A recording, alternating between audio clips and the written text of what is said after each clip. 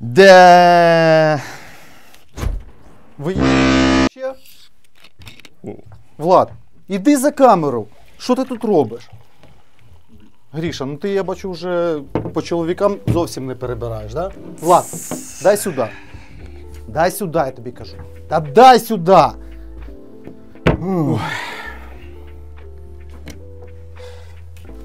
Андрій Шарп повернувся. Тож почали перебирати.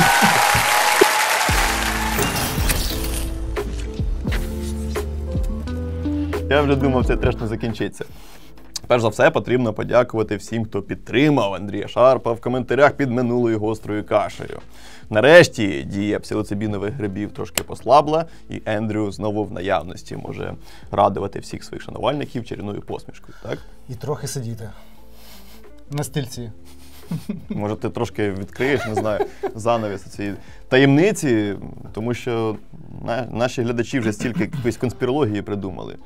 Чи то тебе Паша побив, чи що ти з'їв щось нехороше? Ні, з Пашею це не пов'язано, це просто травма була. Давайте на цьому обмежимося. Так. Ну, Елдріс, да, ножик такий серйозний, травму може...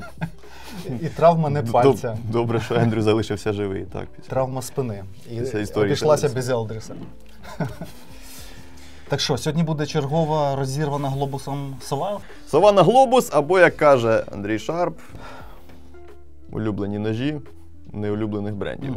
Такого ви ще, напевно, не бачили. Так. Насправді, від постійних зйомок та підготовчих процесів вже трохи починає текти жолудь, я думаю, ви це помітили, і ми вирішили цього разу не грузити вас якоюсь важкою енциклопедією, а в чергове, вкотре провести суто егоїстичну таку гостру кашу, де ми будемо вам показувати ножі, які нам подобаються. Знову будемо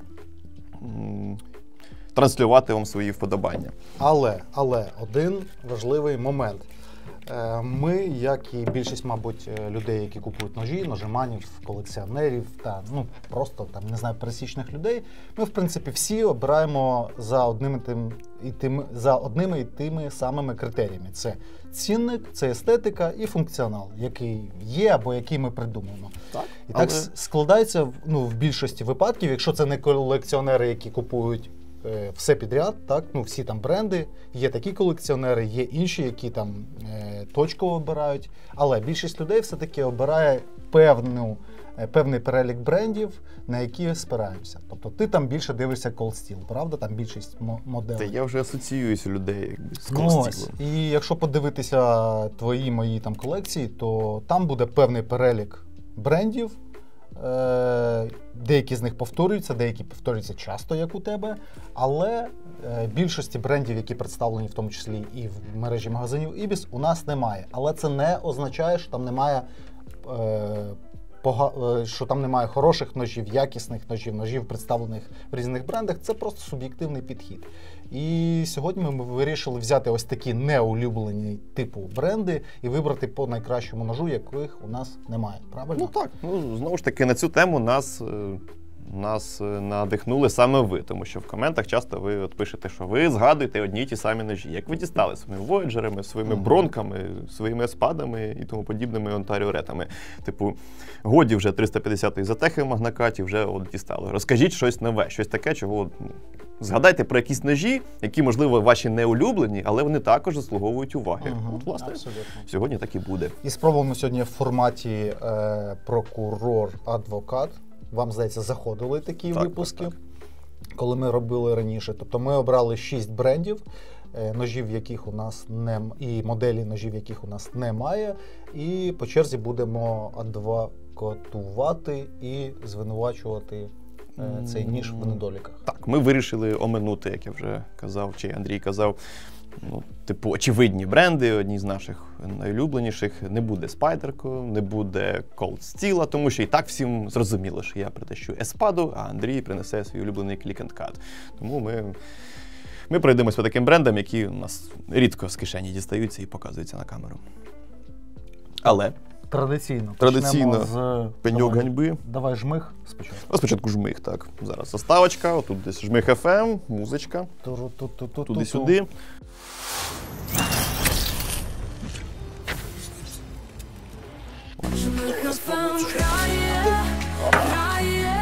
Так, на найближче майбутнє всі важкі фізичні роботи у нас бере на себе Григорій. Я для цього підготувався. Так. Опа. Тиць. Що воно в якійсь волосінь якась? Так це ж борода твоя з випуску. Чорт. З випускного. Що таке? Та ледь не за 300-ся, ти прикинь. Розірвав ці рукавички і тупо уламок пластикової стяжки влучив мені прямісінько в око. І тут Влад знов пригодиться. Влад, таки сідай, веди його структуру. Будь здоров, правда. Дивися. Так, у нас цілий пакет різного мотлоху, знятого з хороших росіян. І мені особисто дуже хотілося показати вам отакий артефакт.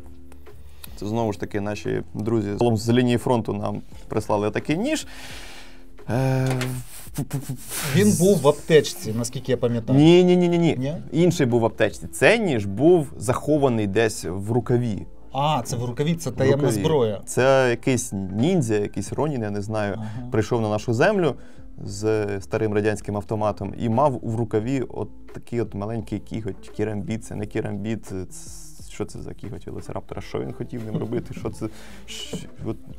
Я не знаю, чесно кажучи. Ну, от є серед вас психологи, дайте якийсь короткий психологічний портрет людини, яка йде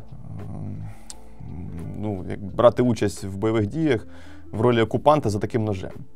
Що він мав чинити цим ножем, я не знаю. Напевно, от у них зовсім інакшим чином влаштований мозок, тому що мені навіть версії вигадати важко. Типу, для чого я бачу, що він не нагострений, він тупий. Він тупий. Правда? Хтось намагався нагострити чимось якимось, не знаю, трубою ржавою чи таку рекурву, що ж не всяким бордюром і загостриш. Абсолютно. І судячи по тому, як стерте покриття на вістрі, він щось ним длубав. Угу. Він щось ним длубав. Тобто щось різалось там, не знаю, можливо, картошка чистилась, вкрадена з українського погреба.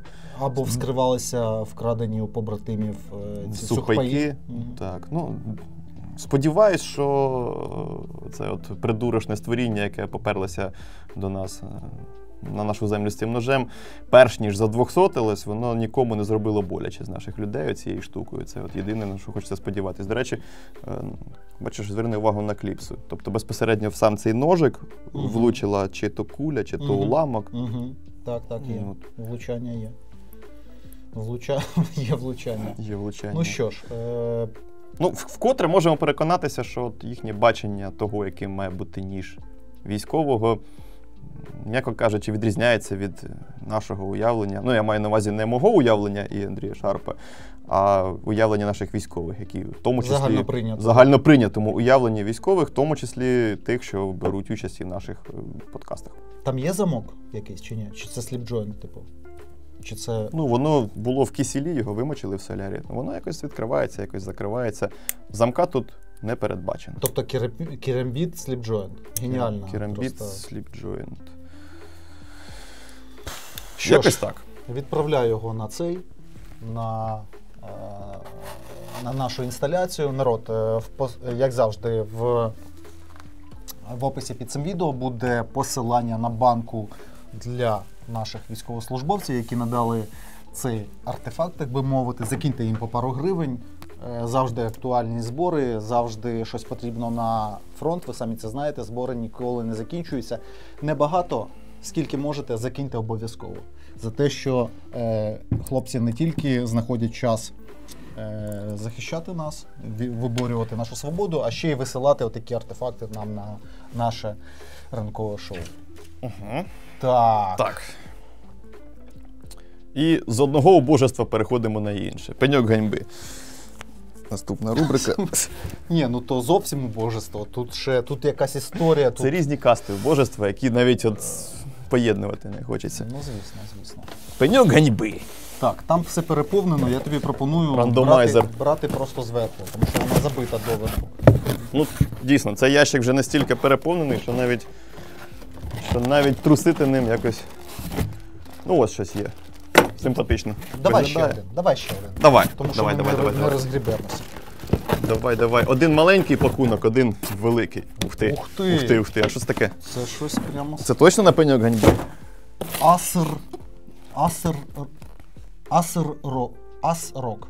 H410M. С-Рок це типу Дубна гора, чи що це таке? Ні, мені здається, це щось з телеком пов'язано. Це, напевно, не ніж, тому що Intel Core 10-го покоління.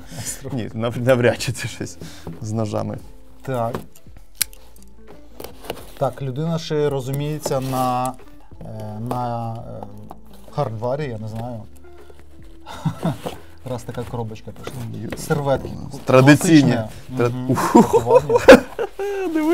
Диви, яка штука. А що це таке? Так, обережно, там є пружина. Я бачу. Там є кнопочка, там є пружина. Давай стрельнемо. Про всяк випадок Назара, його не жалко. Оп. Циганський свічблейд. Це вперше, у нас такого не було. Я в шоці. Диви, яка перламутрові накладки. Штука.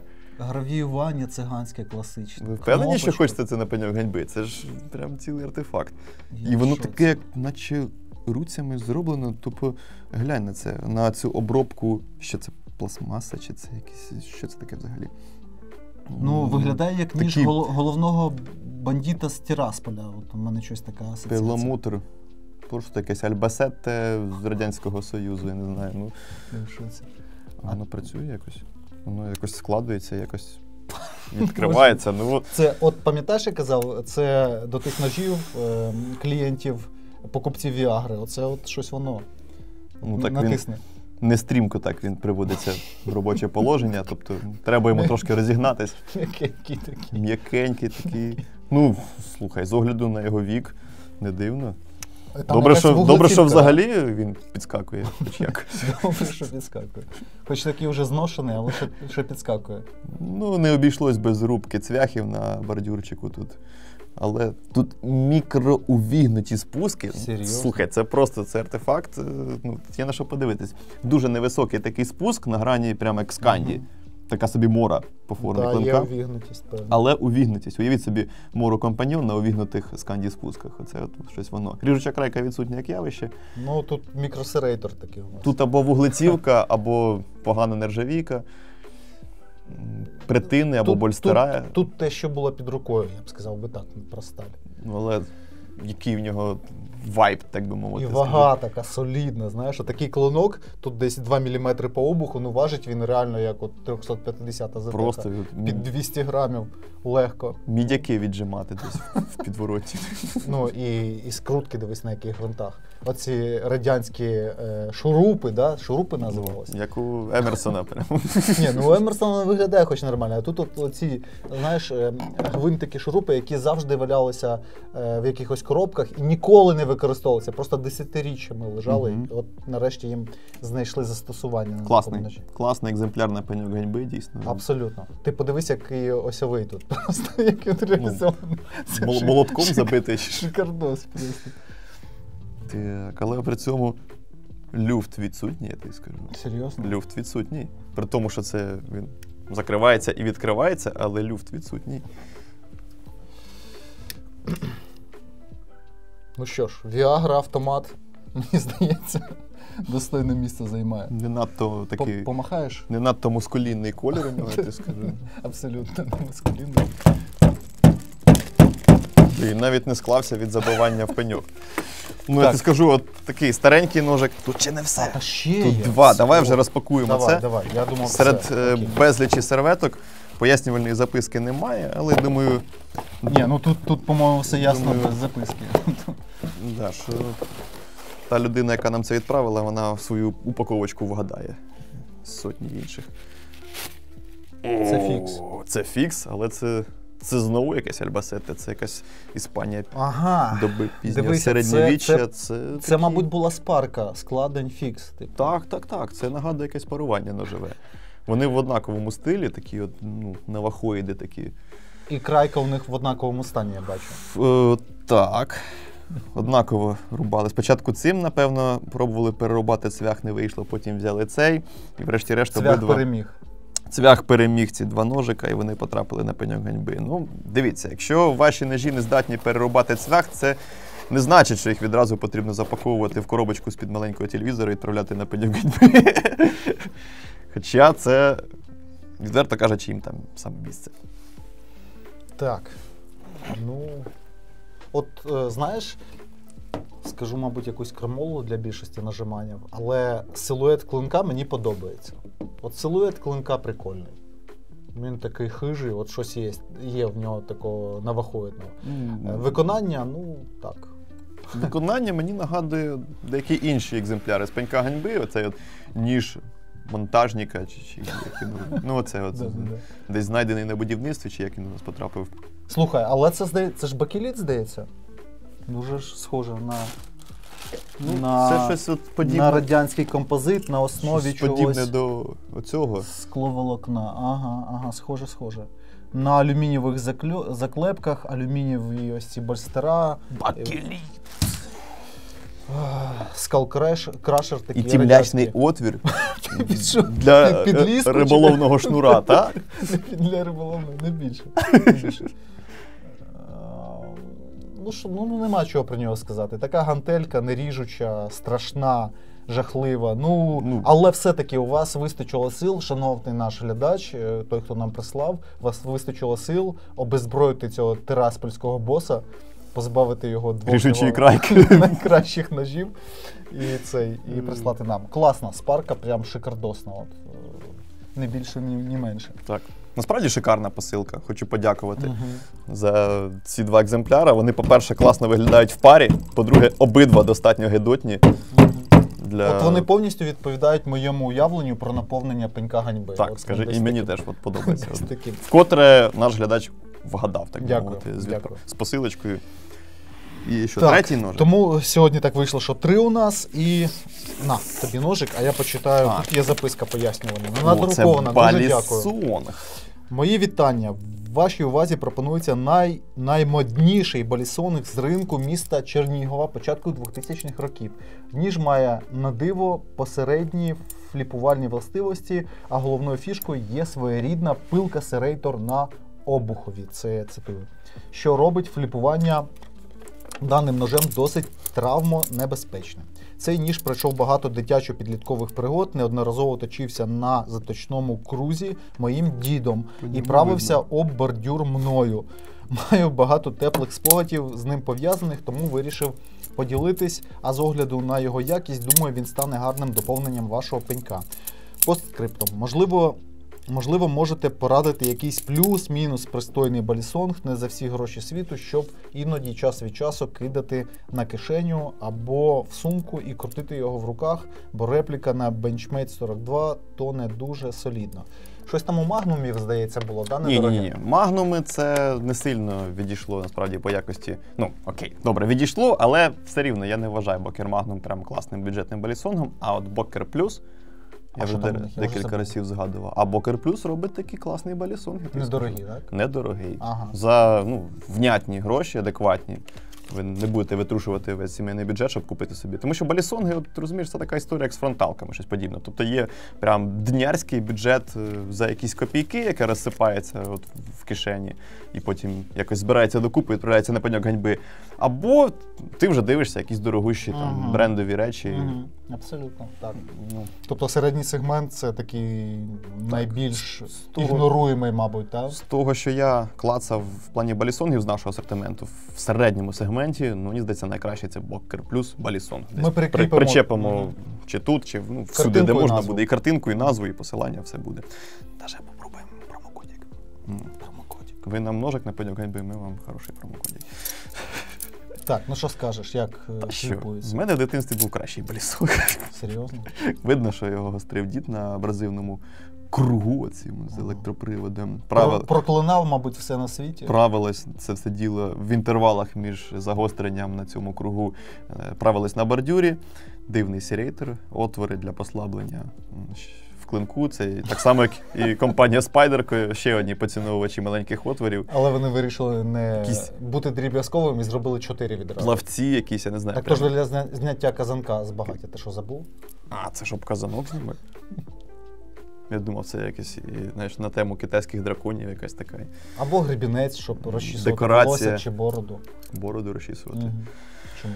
Ну, як і 2 попередніх ножика, я думаю, це і також непогано впишеться в компашку уродів на пеньок ганьби. Але, відверто кажучи, багато хто починав з таких ножів, ну, не знаю. Якщо я своє дитинство згадаю, то в мене таке було. Щоправда, трошки кращої якості, але ходив я з таким ножиком. Оце ще руків'я, такий матеріал, як це, пресований рис, воно так виглядає, наче, знаєш, оці порошкові метали найнижчої якості. Сплави найнижчої якості, на основі там щось цинк, алюміній, якийсь жмих, хлібного м'якіша, макуха. Спресоване вже в напівхолодному стані. Коли дивишся, воно зовні виглядає як метал, а за властивостями ближче до пластмаси такої, на морозі. І написано 595-та чайна. Мабуть, ще є 594 якихось Китаю. Але, ну, достойний. Цікаво. Балісон розвалиться? Був вже балісон, але більш пристойної якості, до речі. Від забивання. Сподіваюся, що ні. Пресований рис. Якось так, народ. Пеньок ганьби розвивається, наповнюється. Скоро тут буде, він буде як якийсь такий їжачок, знаєш, безліч ножиків. Їжачок-боровичок. Їжачок ганьби. Я думав завжди, що це типу якийсь пеньок чогось класного, типу ялинки. Я завжди дивився, думав, це пацани зробили, молодці. Це не ми зробили, це наші глядачі нам присилали. Ну, в принципі, якщо все це продати, то можливо якийсь пінель там 7-й можна нашкребти. Цирк уродів, блін, але це весело, людям подобається. Що таке? А, все. Я думав, сова просто. Який оригінальний жарт, Влад. Потренуйся ще. Я думав, що такий ніж, як в мене. Сова? Ніж сова? Це ти спитав, як справи французькою мовою, чи що? Сова? Ви що, не бачили відео про сову? Та всі бачили відео про сову, Влад. Просто що цьому жарту скільки? Років 15? Та більше, я думаю. Загалом у нас команда Владів, яка є дуже такою купою оригінальних хлопців. Кожен Влад по-своєму оригінально жартує. Які не дають нам розслабитися взагалі жодного дня, жодної хвилини, жодної години. Завжди щось новеньке готові нам підкинути. Тож, закінчили з жмихами, пеньками. З пестощами. Так, починаємо. Перед темними. Що? По списку? З Кершоу? Так. Давай по списку, як складали, так і погнали. Насправді, от, дивись, ми скільки вже контенту разом зняли, і ми не можемо не звертати увагу на досвід і якісь переконання, вподобання один одного. Типу, ми постійно транслюємо свою думку, але, не дивлячись на це, наші погляди все рівно досить різні. І тому я особисто дуже здивуюся, якщо будуть якісь співпадіння. Пересікатися моделі. Хоча у нас таке було кілька разів. Окей, Кершоу. Робочий американський бренд, якому вже там скільки, 50 років нещодавно було, так? Ліміточка виходила. І, я спокійно відношуся. Гріша постійно його там клеймить коржем. Корж, я так називаю їх. Так, і у тебе, в тебе є один корж. У тебе є один корж, у мене немає взагалі. Але ти зараз на мене їхав, що я гонів на кірш. Тому що ти потрапив якраз під мій вплив один час з Гаком Емерсона. І через то в тебе і з'явився, одна з причин... Ми ще тягались, хто з нас більш вияванутий, так? Да. Виявилось, що я. CQC. Так, а що тягнути? Давай. Що тягнути кірша за його вейв? Я, власне, його і приніс. CQC 6K. Окей. А ти свій діставай. Зразу будемо діставати? Так. Окей. Я думав по черзі. Ні. Я не здивований. Ти колись підбирав собі до Пелтона, здається, ти підбирав ніж в пару. До Бронко. До Бронко? Да, до Бронко. Ти його і до Пелтона приміряв? Ні? До Пелтона там Red One пішов. Red One до Пелтона пішов, а це ти до Бронко підбирав. Загалом у Ендрю Шарпа давно ці його ножові парування тягнуться. Він постійно купує якийсь фікс, потім з цим фіксом іде в магазин, по черзі відкриває всі ці серванти з ножами і підбирає в пару до фікса фолдер, який він врешті-решт не купує. А потім приносить ці фолдери сюди. Я знаю, що тобі цей ніж подобається. Давай спочатку я про свій розкажу. Давай. Кершоу. Я, на відміну від тебе, є користувачем ножа цієї фірми. І я свідомо не приніс якісь керш американського виробництва дорогого сегменту, тому що в моєму особистому розумінні кершо – це саме ножі бюджетної категорії, але от якісні ножі. Тобто ціна якість. Не за всі гроші світу, нормальна така робоча конячка на EDC, на кишені, на всякі різні ситуації. І компанія Kershaw, вона завжди могла похвалитися асортиментом. Навиготовляти стільки однакових і водночас трошки різних ножів, ну, в цьому плані, не знаю, з ними може поконкурувати хіба що Спайдерко. Ну, або Бьокер. Або ні, Бьокер, там все-таки різноманіття значно більше. А у Kershaw ти листаєшся Kershaw. І воно рябить тобі. Воно рябить, вони от дивишся, ну просто, ну як можна зробити сотню однакових ножів, а потім починаєш дивлятися. Назви різні. Назви різні, там 8 хром 13, там 8 хром 14, там 7 хром. Там 7 хром 13, проскакує. такі, думаєш, окей, добре. 5 хром проскакує. Загалом з цього всього ряботіння екранного, з цього всієї вітрини, де перед тобою купа однакових ножів, мені більше всього подобається серія CQC, з якої я для себе обрав модель 6К зі сталі D2.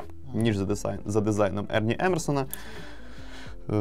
Важкенький, збитенький такий кишеньковий танчик. Маленький, але водночас тим класно зроблений і може виступати в ролі такого кишенькового тактика. Але не за всі гроші світу, як я вже казав. Тобто ніж для тих, кому потрібен хижий м'ясницький такий клинок. Але так, щоб не сильно дорого, розумієш? Ну, не за теха за 12 тисяч. Але водночас тим, щоб десь, от, щоб знаючі люди тебе не підняли на сміх. Тобто така. Все зроблено абсолютно міцно, тобто конструкція як лоб совєтського десантника. Просто подивись на це. Тут одночасно сталевий фрейм, сталевий лайнер і накладка зі склотекстиліту. Якось зламати все це, ну я не знаю. Ніяких тобі підшипників, ніякого полегшення, послаблення. Все мізантропічно і от, знаєш, так зручно для нарізання козлятини. Якось так. Ну, ти хитрий, як завжди, дуже хитрий Гріша. Він взяв ніж, який важко критикувати насправді. Ну, будь-який Емерсон я відразу втрачаю якби міцність в ногах, вони стають такі ватні, мені хочеться тільки цей ніж хвалити, але є за що покритикувати, можливо, не конкретно цю модель, а лінійку CQC у Кершів. Перше, що б я хотів сказати, то що у них контроль якості механіки на фініші не завжди добре контролюється. Тому що деякий береш, він працює нормально, м'якенький, все відкривається, береш інший, там такий пісочок трошечки. І, ну, і на старті, коли ти купуєш ніж, це не завжди додає тобі впевненості в тому, що ти хочеш його купити. Це коли немає можливості перебрати там декілька однакових ножів. Так, стосовно цієї моделі, повністю погоджуюся, що тут дуже вдалий м'ясницький клинок, але такий м'ясницький для куріпок, там, я не знаю, невеликих птахів. Він невеликий, і тому як тактичний його оцінювати, ну, не знаю, важко. Не товстий по обуху. Як і DC-шник, так, він прикольний. Це прикольний робочий клинок. Дуже мені подобається. Ще один, ну, скажімо так, мінус, для мене мінус, це дисбаланс от в пропорціях, так, мабуть, покажу, в пропорціях руків'я та клинка. Різучий, тоненький, легкий клинок і от м'ясисте, здорове, міцне руків'я. Мені таке в ножах, ну, це терпимо, але до мінусів можна було б це віднести. 140 грамів, я ремарку вставлю, важить цей невеликий ніж. Скільки тут клинок? То щось близько 80. 80 і 140 грамів. Так, от таке співвідношення. Так, це потрібно розуміти. Цей ніж класний в тих випадках, якщо вам ці 140 грамів не будуть стягувати з вас, не знаю, ваші штани. Що на виході маємо? Тактичне руків'я і DC-шний клинок. Я б сказав би так, би підсумував. Ну, не сильно погоджуюсь, все-таки він досить ламовитий. Так, він на увігнутих спусках, але він зведений де 0,5 чи щось таке. Він не сильно різак, насправді. Ним щось порізати можна, ну, як кодіком 4. Тобто середні якості як різака, але от більше, знаєш, потенціал для силової роботи, длубання. І навіть мені, як фанату величезних складнів на EDC, цього ножа, ну, не сказав би, що зовсім мало. От я можу лише з цим ножиком кудись собі піти, і мені не страшно. Ну, це зрозуміло, але, ну, сказати, що це длубальне вістря у нього. Так, дайте якийсь пеньок. Не знаю. Жека, подай, будь ласка. Давай ми зараз... Давай. Давай ми щось подлубаємо цим. Давай. Скільки він по обуху, Гріш? Поламаю, так поламаю. 3 так є. Ні, ну ламати його не треба. Навіщо ламати ніж? Ми ж не заради цього тут зібралися. Не для краш-тестів. Ну-ка. Це без рукавички, дивіться. Хвацько.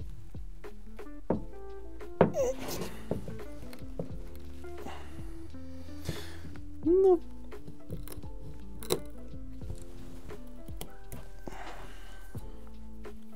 Знай, не хочеться гнути, але водночас тим... Не треба. Гриш, ну дивися, от це вже відповідь на твоє питання. Тобто ти його заганяєш, але вже в тебе внутрішньо є якась пересторога, що ти можеш його зламати. Гріш, що ти хочеш довести? Ну, що в тебе є побоювання, що він зламається? От в даному випадку. Добре, окей. Нехай буде по-твоєму. Ну тут не по-моєму, тут ми просто досліджуємо, прямо в польових умовах досліджуємо відношення до цього. Він не є якимось, це вістря не є якимось ніжним. Але я не скажу, що воно прямо може виконувати ломовиті якісь роботи. Не ніжне. Його не повело в сторону. Дивись, як тактик для пластилінових робіт, я погоджуся з тобою. Як тактик для хардюзу, це не той клинок. Єдине, що я можу таке резюмувати.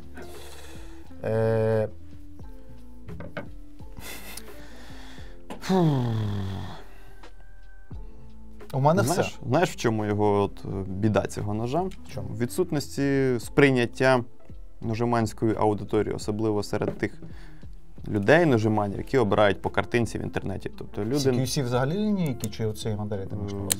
Всі CQC і в цього в частності, в принципі. Тобто ніж близько 3000, навіть трошки більше, 3 з гаком. 3200 він коштує.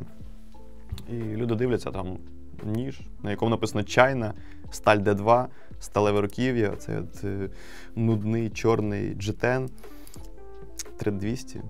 Типу, ви взагалі в своєму розумі, ви знаєте, скільки коштує китайський ніж з D2 на сайті на букву Т.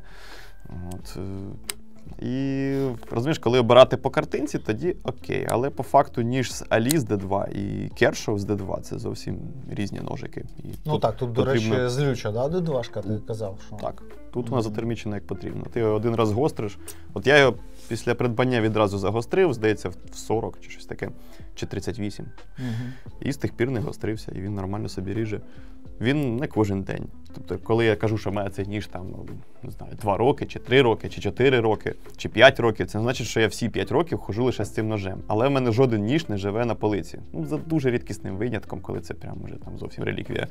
Ті ножі, що мелькають в кадрі, вони регулярно в роботі. Так, воно може бути там раз на тиждень, я його візьму, чи 2 рази на тиждень, але так чи інакше, він регулярно десь береться і кудись я їх вигулюю, кудись щось ріжу, цими ножами юзаю. Тому це не зовсім поличник. Не можна сказати, що він один раз загостриться і, класний ножик, за 2 роки лежання на полиці не затупився. І ще, я пам'ятаю, ти казав про корозійну стійкість, здається. Ти відмічав, що ця D2, вона не сильно кородувала у тебе. Чи я помиляюся? Це просто я нормально за ними слідкую. За цими ножами. Так. Тобто він коли лежить там в оцій моїй стойці з ножами біля компа, то він завжди трошечки протертий мастилом нейтральним. Так, щоб він був залапаний, якщо так от пальчиками цю D2 потрогати і покласти, через тиждень-другий він уже буде в прищах цей ніж. Тому якось так. Загалом я з тобою погоджуся, що лінійка дуже недооцінена. Є пристойні моделі, які інколи потребують якогось доопрацювання з коробки, але загалом це вдала лінійка. І плавно переходячи вже до мого вибору, я хотів сказати, от ти там почав про сотні однакових моделей у Kershaw, я хотів сказати, що залиш Kershaw Blur, League, Lounge, CQC, можливо б справи у них пішли покраще, ніж вони зараз, а все інше не випускаючи. І я б до цієї четвірки, ще може шафл з маленьких. До цієї п'ятірки я б додав би ще Haste. Ось ця моделька, яка вийшла десь 2 роки тому. так? Щось таке. Ну, разом з Iridium, здається. Там 4 Я робив огляд на 4 ножика. Там 4 новинки з Axis Lock, які називають DuraLock. Так. Хоча конструктивно це той самий Axis. Пишеться як... З якого злетів патент. DuraLock. DuraLock. Загалом, не сильно милозвучно звучить, ну ладно. Близько 2 років тому з'явилася ця модель, і десь роки через пів після виходу вона мене оселилася у вкладочках. Потім я її розглядав, як ти вже сказав, в пару до Bronco. Що треба сказати? Тут на мій погляд, якимось дивним чином поєднується оцей знаменитий кершівський роботяга, знаменитий кершівський відносно невеликий цінник, робочий цінник і всі чесноти збалансованого міського EDC-шника. Ніж невеликий, ніж легкий, проте от у нього, знаєш, нема оцього відчуття, що він замалий, якщо порівнювати його з Альтаїром чи там з Багаутом, наприклад. От він нормального розміру. Він невеликий, але от нормального розміру. Нема відчуття, що він маленький. Тоненький по профілю, тут менше 2,5 мм, на інструменталці, на D2, при цьому певна його така тендітність компенсується широченьким клиночком з ребром жорсткості, нормальна ергономіка у руків'я. Тут у нас повноцінні чи не повноцінні, я вже сам забув.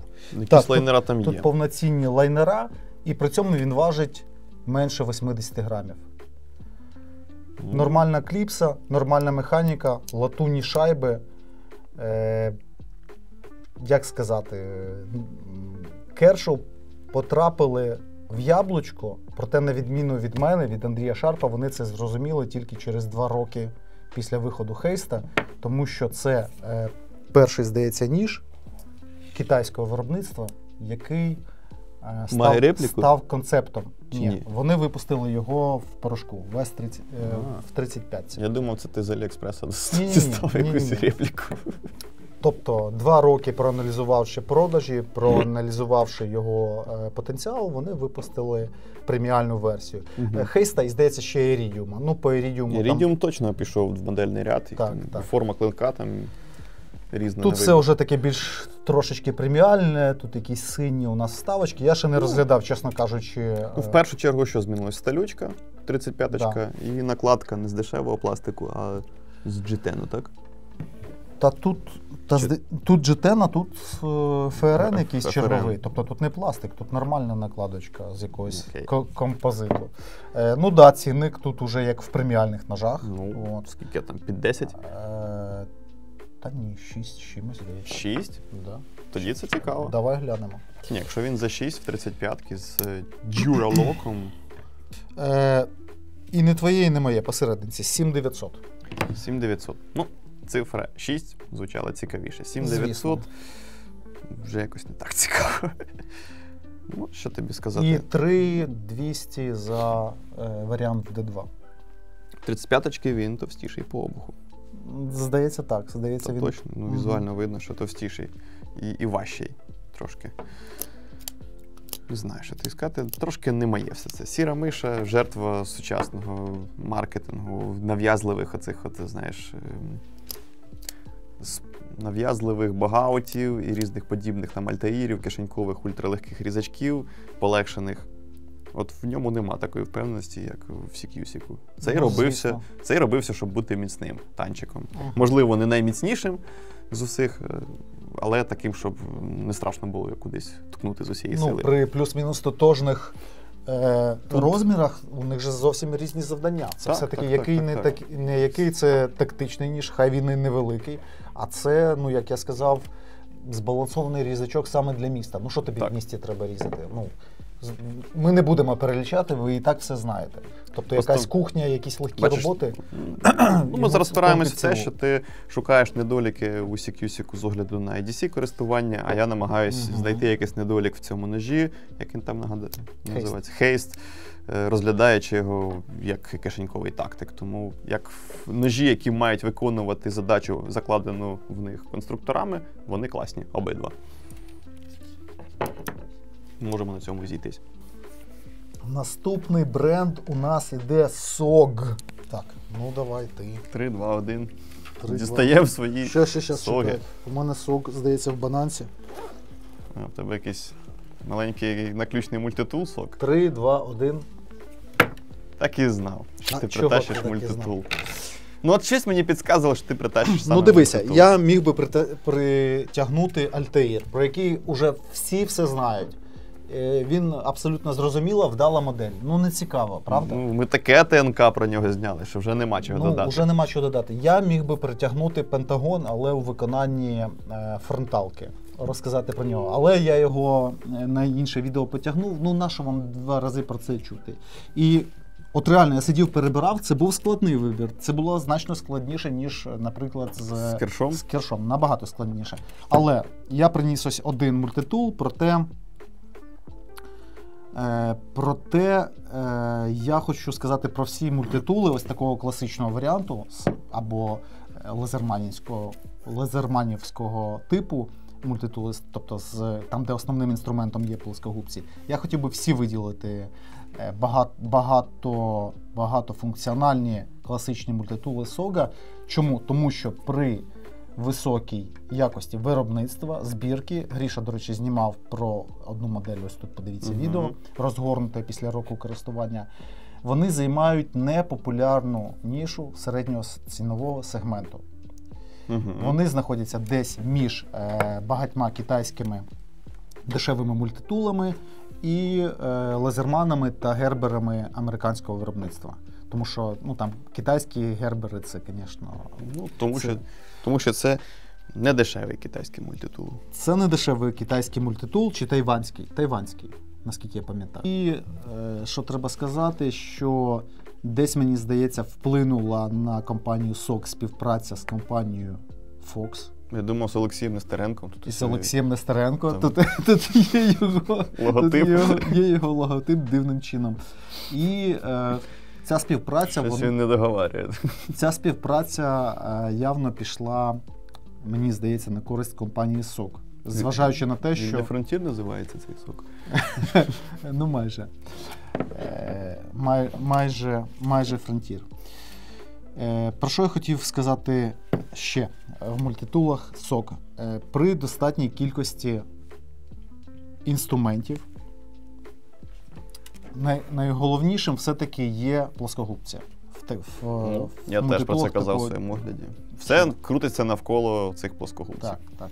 І мені дуже до вподоби оця реалізація шестеренчатої передачі, я не знаю, як її назвати, яка і підсилює натиск, так? І при цьому, це такий зажатий трохи, ти якось його крутив одною рукою. Так, було. Мій просто трошки якось був більш розхлябаний, не знаю, після використання. Загалом, ось така шестеренчата передача, вона значно полегшує відкриття і закриття мультитулів ось такого типу. І це є великим плюсом. Крім усього іншого, SOG реалізували кілька цікавих ідей. Це тримач для торцевих головок, для гайкових торцевих головок на твоїй моделі, на Power, як вона називається? Powerlock. Powerlock. Це, здається, Power Access. Там 1/4 дюйма посадочне місце на цей адаптер. Швидке магнітне кріплення для біт. Це класна штука, до речі. Тобто на шестикутні біти. Так. Тобто не треба шукати, там, як на багатьох, оцей штуку, відкривати, вставляти біту. Тут відразу ви його вийняли з кишені з якоїсь і зразу можете засунути біту і щось крутити. В якихось моделях це немає? У тебе є чи не було? Нема. У тебе там є обжимочна така... Для детонатора. Кожен день користувався цим, до речі. Так. І внизу ще у нас є... Ще є один варіант для обжимки якихось деталей. Патронів Флобера. Тут ще для... Тобто ми можемо і тонкими губками братися за щось, обтискати чи утримувати, так і широкими ось тут в низовій частині. Що сказати? Так, якщо справа не в коштах стоїть, я б взяв би якийсь американський, не буду казати гербер, тим паче скоро вони мають загалом. Дивіться за новинами, може з'являться, може не з'являться. У нас Хто його знає, ми не знаємо. Ох, ця людина мене хитрим називає. Дивіться на його писок. Так.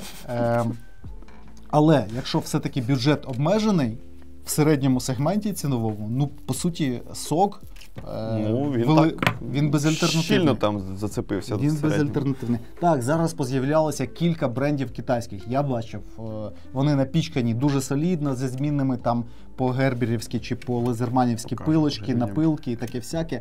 Але ці штуки бігають роками у людей і якби підтверджують свою надійність і якість. Скільки пробігають оці нові китайські мультитули, хто знає. Час покаже. Побачимо через кілька років. Так, що у нас в складі? Тому що ти оце, звісно, класно все розказав. Давай покажемо людям, що можна отримати, купивши такий мультитул, що в ньому напічкано. Само собою, ножик. Ну, називемо це нехай вже словом ножик. Ну, дивися, візьми будь-який мультитул, і клинки будуть подібні. Тобто це все-таки клинки не розраховані на EDC, а скоріше на технічні якісь нескладні завдання. Порізати стяжки, якийсь там кабель, мотузку, та і все. Ну, тобто, це не різати бутерброди. Так, це бутерброди не наріжеш. Це такий собі сканді з підводом, це щось взагалі такий умовний ніж. Іноді пишуть в коментах, типу, навіщо носити одночасно мультитул на EDC і кишеньковий якийсь там отакий от ножик-різачок. Ну, от вам, пожалуйста, чергова відповідь на це популярне запитання, тому що ножик ножику відрізняється. Так, окрім цього класного ножика, тут у нас маленька викрутка, типу для годинника, для окулярів, для якихось таких аксесуарів, там де пласка. У Сого, до речі, якась любов до пласких викруток. Так, в моєму Powerlock їх було 4, здається. Ще одна ось пласка викрутка, далеко не відходимо. Оце класний інструмент, це така длубалка, шкрябалка, шило, постійно воно потрібно. Але Жека казав, що це класний інструмент, правда? Ти шилом, тільки ти на іншому, ти на Victorinox? Для ремонту сандалів, хто пам'ятає. Якщо у вас сандалі порвалися, ну що? Якщо ви полюбляєте мультитули з шилом і сандалі, то вони класно. Це ваш вибір. Чудове парування сандалі і мультитул з шилом має бути. Комплектом треба. Комплектом. Купуєш мультитул, сандалів подарунок. Так, з іншого боку, на іншому березі у нас отакий от відкривачка і знову ж таки пласка викрутка, це вже третя. Тут, забігаючи наперед, четверта пласка викрутка і лише одна фігурна типу Philips. Так. Вона ні з чим не поєднується, просто от фігурна викрутка. Здається, я боюсь помилитися, здається, на неї є перехідник під змінні бити. Ну, не в цій моделі, але загалом. Існує і така приблуда, так? Ну, типу відкривачка для консервів, відкривачка для пляшок і напилок з пилкою по металу. Такий трьохсторонній, правильно? Такий набір. Ну, пилку, якщо все це має фіксацію, правильно розумію? Ну, як завжди, типу беклочної. Чекай, а чому воно? Ні, ну тут не зовсім беклок. Тут його потрібно відтискати. Ага. А ну дай я гляну. Ну, теж гачок такий, але так. В паверлокі там от прям як на беклокі, на коромисло натискаєш. Так, я пам'ятаю. Ну там такого лазерманівського. А тут, бач, такий зачеп, який ти піднімаєш для того, щоб... От про кліпса забув сказати. Кліпса. І в твоєму варіанті там є ще пилка була, правда? Так. 100% пилка. Я навіть нею користувався. І вона непогано ріже. Воно нормально собі ріже. В тих випадках, коли потрібно якусь фанерку перепиляти, чому ні. А ще, якщо ви все-таки придбали кресало, то пилки на мультитулах, вони є дуже хорошим висікачем і часто кращим за комплектні висікачі з ферроцерієвих стержнів. І при всьому цьому ці висікачі ще у нас і на замочок замикаються, тому ними достатньо зручно висікати іскру з ферроцерієвого стержня. Я давно вже користуюся лазерманом своїм бластом, і він класний, йому більше 10 років, він вже точно перебігав всіх оцих нових китайців, які поз'являлися, але носити його в сумці, в бананці, ну, він важкуватий, він об'ємний, не так зручно. І у Soga є така модель, як Power Liter, яка мені подобається, і мені здається, для бананки це хороша опція, тому що він має великий перелік інструментів, в нього є нормальні плоскогубці, хоч і невеликі, і в нього є штопор, що нам цілком може знадобитися в міських умовах. На цьому все. Такий французький варіант мультитула. Ну, павер-літер. Ну, Павер-літер. Потужний літер, типу. Там просто не могло не бути штопора. Хоча більшість винних пляшок, вони 0,75 літра. Ну, щось очевидно, розробникам цього мультитулу 0,75 мало. Їм потрібен мінімум літр. Вони вирішили літр. Ну, ти юзав довго, скажи своє фе. Фе? Та не буде казати своє фе. Я все, що хотів, щоправда, не про цю модель, про PowerLock я розказав, але ціна якість дешевша, ніж мультитул американського виробництва, але контроль якості в наявності. Технології цікаві також тут є. Мені теж дуже подобається можливість стискати з допомогою плоскогубців з кратним збільшенням. Це корисна опція. Не просто так воно тут з'явилась. І оця технологія з шестернями, вона багатьма користувачами виводиться як чи не найголовніше, що є взагалі в цьому мультитулі. Тому що вкотре скажу, що якщо мова йде про мультитул, то все крутиться навколо плоскогубців. Якщо вони вам не потрібні як інструмент, то, напевно, вам краще купити Wix, а не мультитул. Так, тут, звісно, тут нема змінних губок для перекусування, це можна притягнути як мінус. Як недолік, типу. Але знов-таки, 10 років роботи моїм лезерманом. Ну, якщо ви спеціально не шукаєте якийсь твердосплавну, перекалений дріт, якийсь, я не знаю, там, цвяхи якісь з вібраніума, то воно буде працювати довго. На моїй пам'яті єдиний випадок, коли комусь знадобились змінні оці бокорізи, це тобі, коли ти тестив мультитули і китайський мультитул перекусив дріт, а твій, чи не твій, а загалом оригінальний лезерман за цими згартованими зламався. Так, було. Тобто, ще не Сурж, здається, якщо не помиляюсь. Загалом на тих мультитулах, на яких немає такої опції, вона і не потрібна. На тих, на яких вона є, не просто так компанія Leatherman пропонує ці бокорізи як додаткову опцію, як запчастину, яку можна купити, тому що вони ламаються час від часу. Але не кожен день. Це так званий дрючок, який як мінімум має 2 кінця, а іноді і більше. Так. Якось так. От видно, що у нас різні погляди на ножі, скажи. Перелопативши асортимент компанії SOG, ти взяв компактний мультитул, я взяв Пентагон. Я підозрював, що Пентагоном все і закінчиться. Хоча, чесно, перелистав каталоги SOG, подивився, вкотре згадав деякі моделі, які мені подобаються. Але все рівно, я сам собі не доказав, що щось інше мені подобається більше, ніж подобається Пентагон досі. Це я не знаю, як це пояснити. Це як, знаєш, перша шкільна закоханість, яка... Тобто новий оцей Пентагон фікс? Ні. Це ти забігаєш наперед. Це, розумієш, от таке ж, як вроді і нафіг не потрібно, але водночас тим не можеш викинути з голови. Ніж, який, на жаль, знятий з виробництва, який зараз отак от просто в магазин не прийдеш і не купиш, але свого часу це хітяра був. І я не розумію логіку знімати його з виробництва і просто переставати торгувати ножем, який є флагманом, візитівкою, одним з найголовніших знакових ножів для компанії SOG. Так, Притому в найскрутніші часи для компанії SOG. Так? Коли у них було мало вдалих моделей. Так. Якраз оце ти влучно підмітив. Саме тоді, коли SOG кудись скотився в банкрутство якесь, до того, як вони це все змінили підход до компанії і почали випускати цікаві новинки, коли вони просто топтались на місці, не слідкували за тенденціями і робили незрозумілі ножі за незрозумілий прайс. Вони зараз цим трошки грішать, але значно менше, ніж було, там, скажімо, в 17-18 році, там, не знаю, за моїми спостереженнями. І Пентагон – це один з тих ножів, який тримав цю компанію трясця на плаву. Тому що за цим ножем, коли я працював продавцем, постійно приходили. І бувало так, коли людина приходила вибрати собі черговий ніж за $100, і брала Пентагон. Розумієш, це парадоксально. Ніж, який не має практичного застосування. Тобто, якщо це суто практика, то це обирається серцем, душою. Це обирається тому, що це гарно, це естетика. Абсолютно. І це, це річ, яка здатна викликати вогник в очах навіть в людини, яка, ну, типу, не захоплюється якимись єдиноборствами, ножовими боями, яка там не збирається штурмувати когось і штрикати якийсь пластилін, все рівно от буває, це такий, знаєш, маркер. Це як тест параноїка, так само тест Сога Пентагон.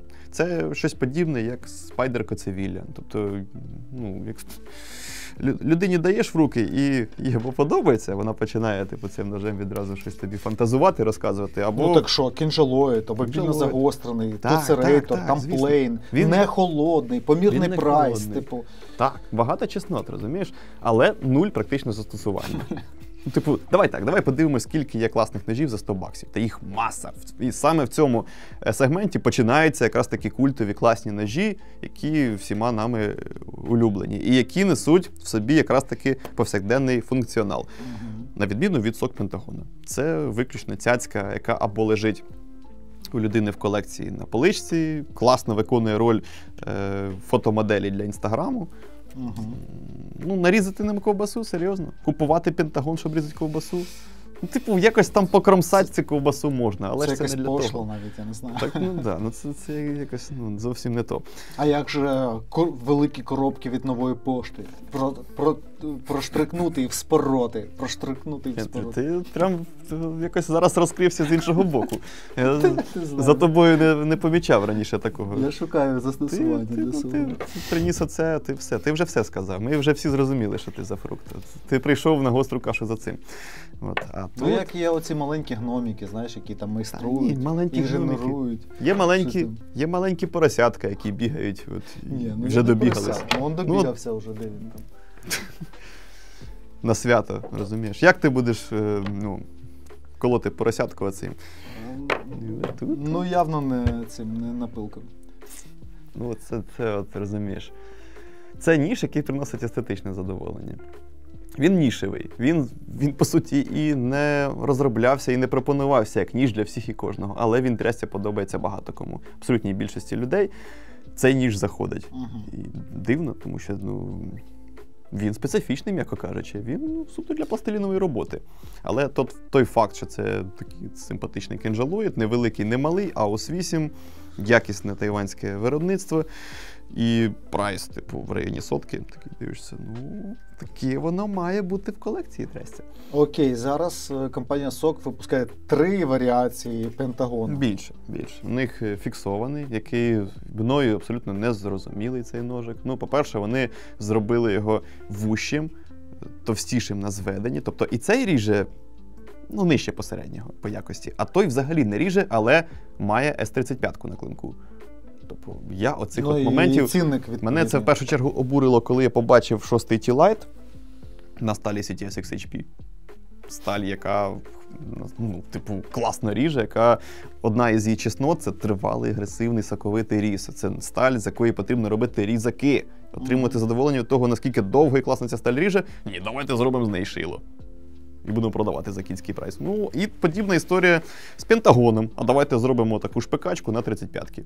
Що вона буде краще колоти? Це вже тенденція маркетингова, ніж якась функціональна. Так, це коли маркетинг вже переважає над здоровим розумом, і коли показуєш людині ніж, наприклад, Пентагон, а людина запитує, а що там за сталі? Ти кажеш, AOS 8. Ні, я не хочу. Я хочу щось таке, тільки з порошкової сталі S35 VN. Хоча подумати, що він буде по-різному колоти на 35-ки і на AOS 8? Та ні. І він коротший же по клинку, правда? Потім фронталка, та, яку ти притащив на свій незакриті гештальти, на свій вішліст. Ну, вона не ідеальна за конструкцією. Там теж 35-ка. Чомусь. Нафіга. Я про це сказав, що там неважливо якась. Досить сирий конструктив, тому що якщо просто купити цей ніж, походити, поклацати, так як ми все це любимо, то можна з сумом помітити замини на ріжучій крайці. Я про це кажу, тому що це ні для кого не секрет. Є там певні недороботки з конструктивом. Складанний фолдер Пентагон, той, що не автомат, не фронталка. На дюралоці, да? Там, ні, там XR-лок. Це, господи, це сок, то Кершов. Там ситуація краща. XR, там ножик сконструйований прикольніше, він тобі і ріже, і коле, і він і міцний, і компанія Сок заявляє, що він там щось 680 кг, чи скільки витримує. На замок. На замок, так. Тобто, як кишеньковий тактик, ніж для військового, ніж на кишеню, він, я думаю, цілком виправданий. Тим більше, що там оця от нами згадана CTS XHP. На таких ножах, які можуть щось геометрично різати, ця сталь себе покаже класно. І як ніж в пару до цього пентагона старого, от той складаний, був би цілком доречний, мені так здається. Ну, тільки не з тими накладками, типу блакитної, там, ну, для тактики, я думаю, що це не дуже вдалий вибір. Вони почали пентагон уже...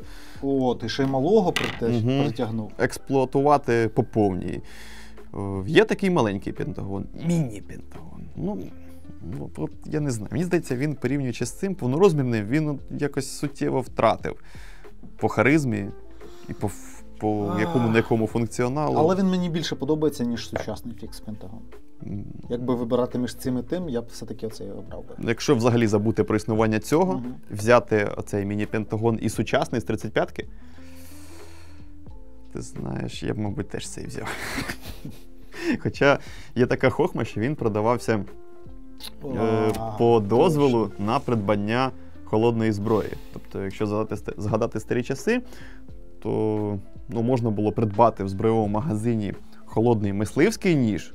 От у вас в дозволі, в тій червоній книжечці, які раніше були, там було на останній сторінці мисливські ножі, то прописано. І туди, я коли був продавцем, я туди вписував мисливські ножі людям, штамп ставив, тобто таким чином продавав. Не потрібно було отримувати дозвіл окремий на придбання холодної зброї. Оцей пентагон, міні-пентагон, він був сертифікований як холодна зброя бойова, не мисливського призначення. Тобто ніж не мисливський, але холодний бойовий ніж. І для того, щоб придбати оце страшну оцю зброю, оце от знаряддя масового вбивства, я не знаю, робити ним безліч трупів, потрібно було отримати в дозвільній службі окремий дозвіл, окрему зеленку, принести цю зеленку в магазин і купити собі по зеленці оцей сок міні-пентагон. Але цей дозвіл дозволяв тільки в колекції його мати, тобто використовувати як мисливський, здається, не можна його було? Знаєш, це вже не актуальні правила, але тобі робилася ця от книжечка, і ти по факту, це був дозвіл на зберігання і носіння. Там прописано було все це, тому ти теоретично міг з цим ходити, але дуже важливо, щоб цей міні-пентагон був в розрядженому стані і в чохлі з від'єднаним магазином.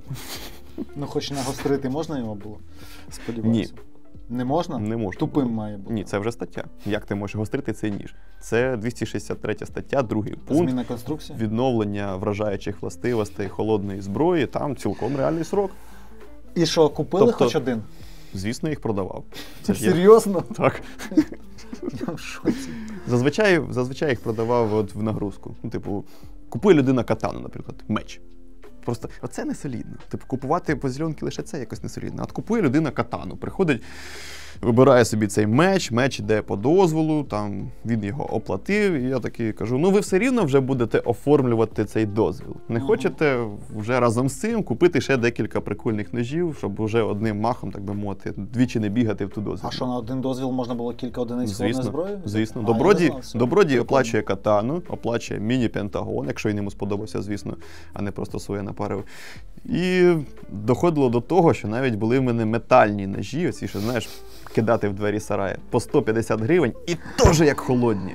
Тобто ніж, який народився на цей світ для того, щоб його купили і відразу вже кудись загубили десь, я не знаю, в сирому лісі, погнули. Да. Теж по цьому дозволу, і навіть їх продавали. Тобто... Теж в нагрузку до катани? Боже, слухай, ти насправді багато що втратив, не попрацювавши в роздрібі. Можливо. Рекомендую, це школа життя така, серйозна. Так от, знаєш, тримаючи в руках цей міні-пентагон, у мене такі от певні ностальгічні думки виникають. До речі, я їх позичив у пана Григорія, який надавав нам частину своєї колекції для однієї з гострих каш. Тому офіційно передаю привіт. І ще раз дякую за надані ножі. До речі, про... Так, кажи. Це ти серйозно кажеш, що його не можна точити, чи це прикол? Ні, це не прикол. Ти купив ніж? Зміна конструкції, він уже поміняв форму. Для того, щоб загострити його, ти маєш віднести його в майстерню, яка має на це ліцензію. Ну, це в статті це прописано. Ну, по ідеї, якщо ти його сильно затупив, то він теж уже змінив свої параметри, і ти теж несеш кримінальну відповідальність. 10 гутів працював, попався, виводимо тебе. А потім приїжджають такі, а що у вас тут, катана, ще метальні ножі, ну все, це мінімум 10. Ой-ой-ой. Ну, подай мені їх, да, я подивлюся. 100 років не тримав в руках, 100 років не бачив. Ти заціни піхви розмальовані оці, як Яна сказала там в одному з відосів. Піхву. Піхву, да? А, розмальована піхва. Розмальована піхва. Це розлетиться на цитати. Під печеньки, так? Під печеньки для пива. Ну, модно, стильно, тільки я не знаю, наскільки це личить от такому маленькому кінжелоїду, який не можна точити. Не знаю, він мені маленький особливо ніколи не подобався, і тим паче він мені не подобався, тому що він був холодний, принаймні в мережі магазинів Ibis. А великий, ну так, ну ти був і адвокатом, і якби прокурором для цього ножа, сказав все, ну що, ну застосування мінімальне, можливо, не мінімальне для тих кацапських недоблогерів, які там ним робили всякі штуки дивні. Та ні, ну ми ж не... Ти про яких кацапських мікроблогерів? Мікроблогерів? Та ножових, та Бог з ними, навіть згадувати не будемо. Ну вони любили там з ним щось притягнути за вуха на Пентагон якийсь функціонал. Ну, штрикачка, пластилінова штрикачка. Розумієш, те, що це кінжал, який продається без дозволу, автоматично надає йому придуманого функціоналу, тому що класна штука, це типу майже зброя, яку можна купити без дозволу, і тому постійно на них можна побачити такі тімлячні різні шнурочки, які дозволяють тобі його кудись приткнути, не покоцавши собі лапку. Ну так. Розумієш? І не виводячи його з господарсько-побутового сегменту. Якщо вам потрібно щось колоти і робити з рухомості нерухомість, ну, різні там пластилінові історії, так, він, я думаю, згодиться. Це очевидно. Ну і харизма, не без цього. Геометрія, яка залишається найефективнішою для вбивства тисячами років. І мені завжди подобалася ця зона руків'я в наверші у вигляді груші такої. Тут розширення в Де ти там грушу бачиш? Плоскостях. Площинах. Груша, розширення в двох площинах. Це ти лікарняний з цими твоїми препаратами, які тобі колять. Знеболювальне вже відходить, знаєш.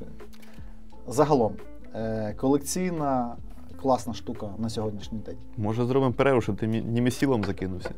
Давай ще по одному бренду і зробимо перерву. Тому що час наближається насправді. Поїхали далі. Так, що у нас далі? Що у нас далі? Дивимося. Далі у нас... Точніше, Фокс. Фокс. Так. Лисичка італійська. Популярна назва чомусь. Багато компаній так називають. Так називаються. Фокс не тільки ножова. А хто ще? Чекай. Ну, ще мото, як мінімум. Ще рибацька. Тож Джакал. Чи Фокс є? Ні, Фокс є. Ну, то Джакал. Є і Джакал, і Фокс? Ну, так. Окей. Більше в рибалки шарять. Є і шакал, є і лисиця. Я віддаю перевагу бачити їх лише в оптичний приціл. Лисиць? Але ніж ти все-таки взяв. Ну так. Буду тягнути момент.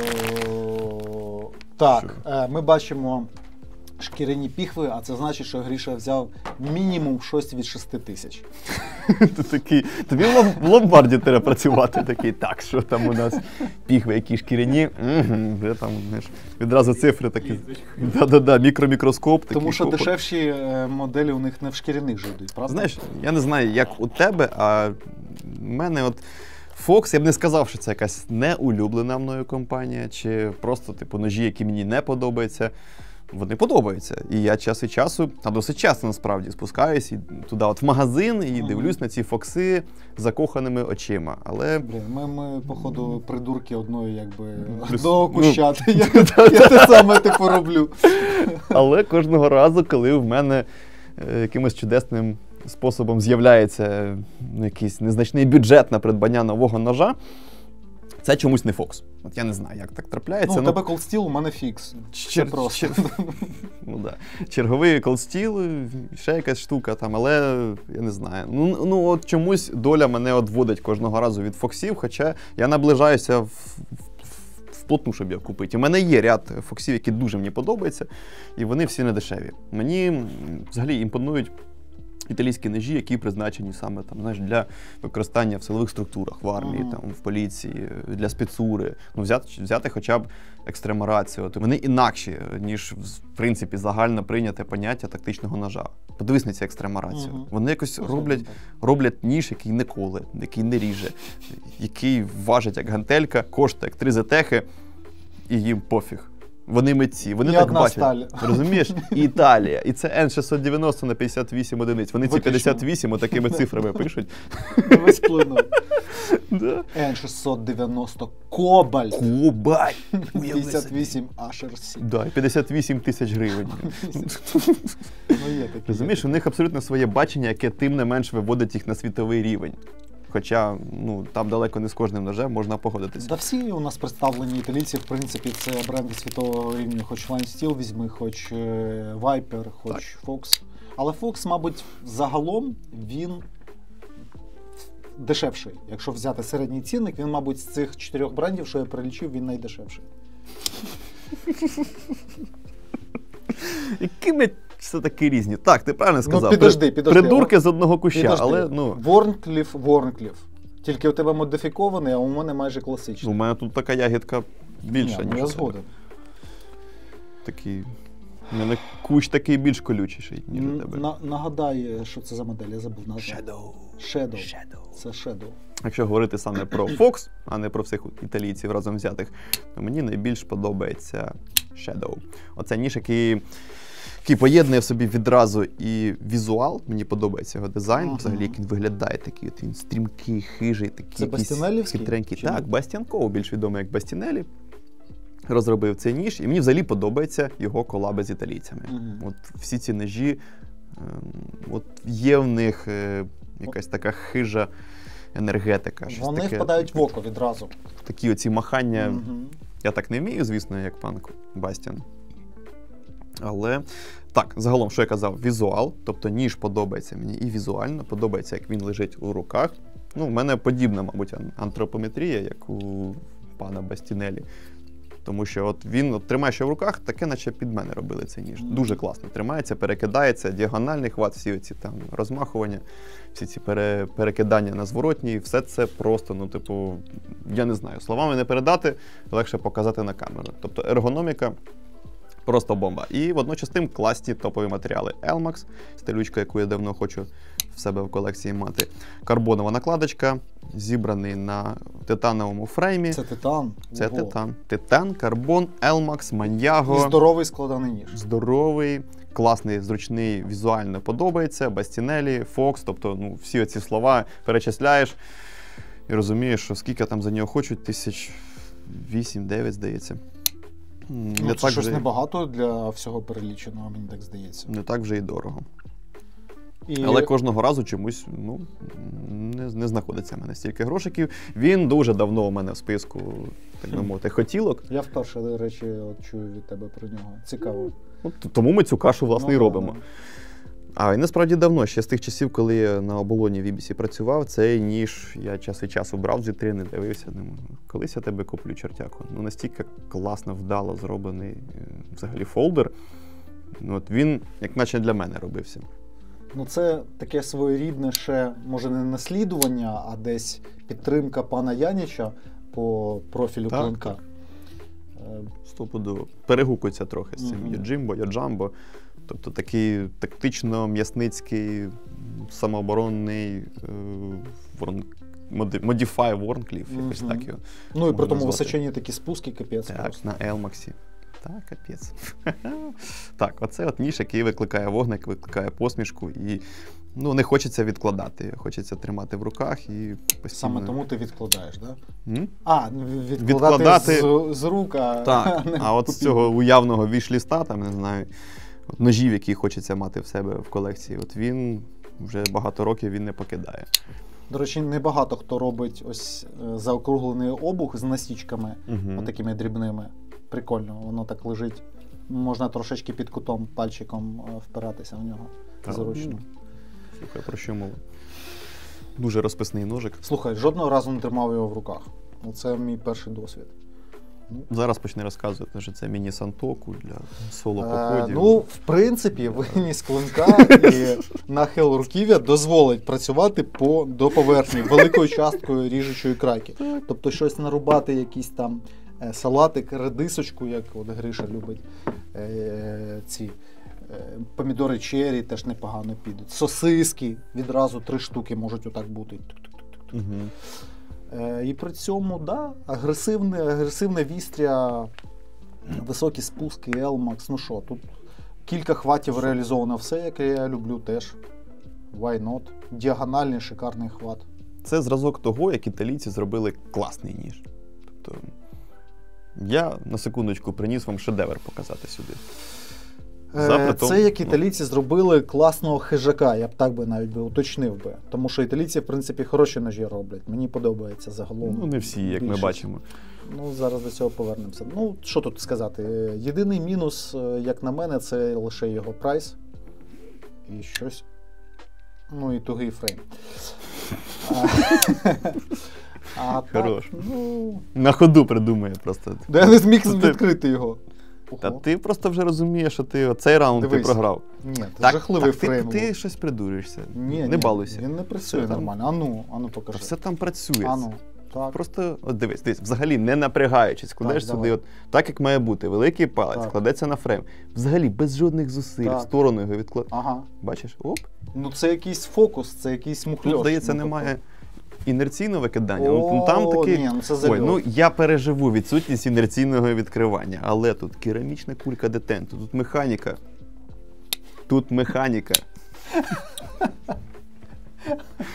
Тут просто капець. От, типу, ну, ти от береш його до рук і ти відразу, я не знаю, от він тебе спонукає до чогось такого, що не хочеться... До чогось темного. Да, просто він от... Зайти в тінь. Щекоче тебе за темну сторону твоєї душі, так, в Shadow, десь в тіні, там, чекати якогось, не знаю. Та що, редиску якусь, там, яку ти Shadow, нарізаєш в аудиторі. Наступна купівля Shadow, Гриш? Що тобі там не виходить? Дивись, закривається, все взагалі. Ти не тікай від питання. Наступна купівля яка? Складня, принаймні. Ну, це... Фікс то ясно, що ти Норд береш з Нового року, це я пам'ятаю. А от зі складня Shadow... Це мене сватає, мені той Норд, блін. Ну, нема в мене десятки на Норд, ну, нема. У мене сім'я, діти. Shadow, я радше Shadow куплю. От розумієш, якщо Норд проти Shadow, то... Ні, ну це різні, якби, стихії. Ну, ти ж не ну так, слухай, а ти взяв би Норд, ти б Shadow собі не обрав би. Та, точно ти кажу, не взяв би ти Shadow. Ні, ну так він нема в моєму вішлісті. Тобто в мене є вішлісті складні, які зовсім не перекликаються з такими ножами, як Хелля. Коротше, Гріша... Баночка стоїть на підвіконні, я туди якийсь дріб'язок скидаю. Коли наскидаю повну баночку, будемо рахувати. Можливо, наступний ніж цей. Просто, ну, я зараз не в тому економічному положенні, щоб отак от спонтанно купувати собі ножі, та умовно за десятку. Окей, якщо ZT Hinderer, оця на карбоні, що тобі подобається, або Shadow? Оце прям удар нижче пояса. Розумієш, вони обидва мені так подобаються. Якщо ZT буде з 110-ки, то напевно вона. Якщо 20 CV карбон. А там є 20-ка і 110-ка? Так, є трошки дешевша в 20 CV і титан карбон. Є 110-ка на клинку, така вона чорна, здається, з такими полосами, як у Extreme Ratio. І вона повністю титанова, чорненька на 110-ки, то можливо навіть тоді вона. А якщо 20-ка, то Shadow візьмеш? Я думаю, да. Загалом наступні дві покупки Гріші обійдуться десь 1025, якщо чекайте. Ти хоч чекайте Грішу в коробці, да, з-під телевізора, блін, на вулиці. На вокзалі. Буду знімати вам EDC про виживання на клумбі десь, я не знаю, там, на шлюзі.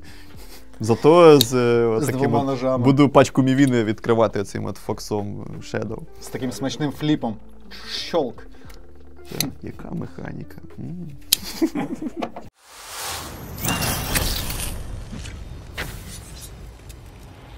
В ефірі рубрика «Грибна каша». Вона не така довга і не така нудна, як ця гостра каша. І у нас тут є класні призи. Оцей от грибний опінель, як пам'ятаєте, ми розігруємо в нашому грибному відео, де був батл, в якому я виграв у Шарпа його Елдріса. Все було абсолютно прогнозовано, а тепер хтось із вас виграє цей ніж. Я копіюю посилання з цього відоса. От.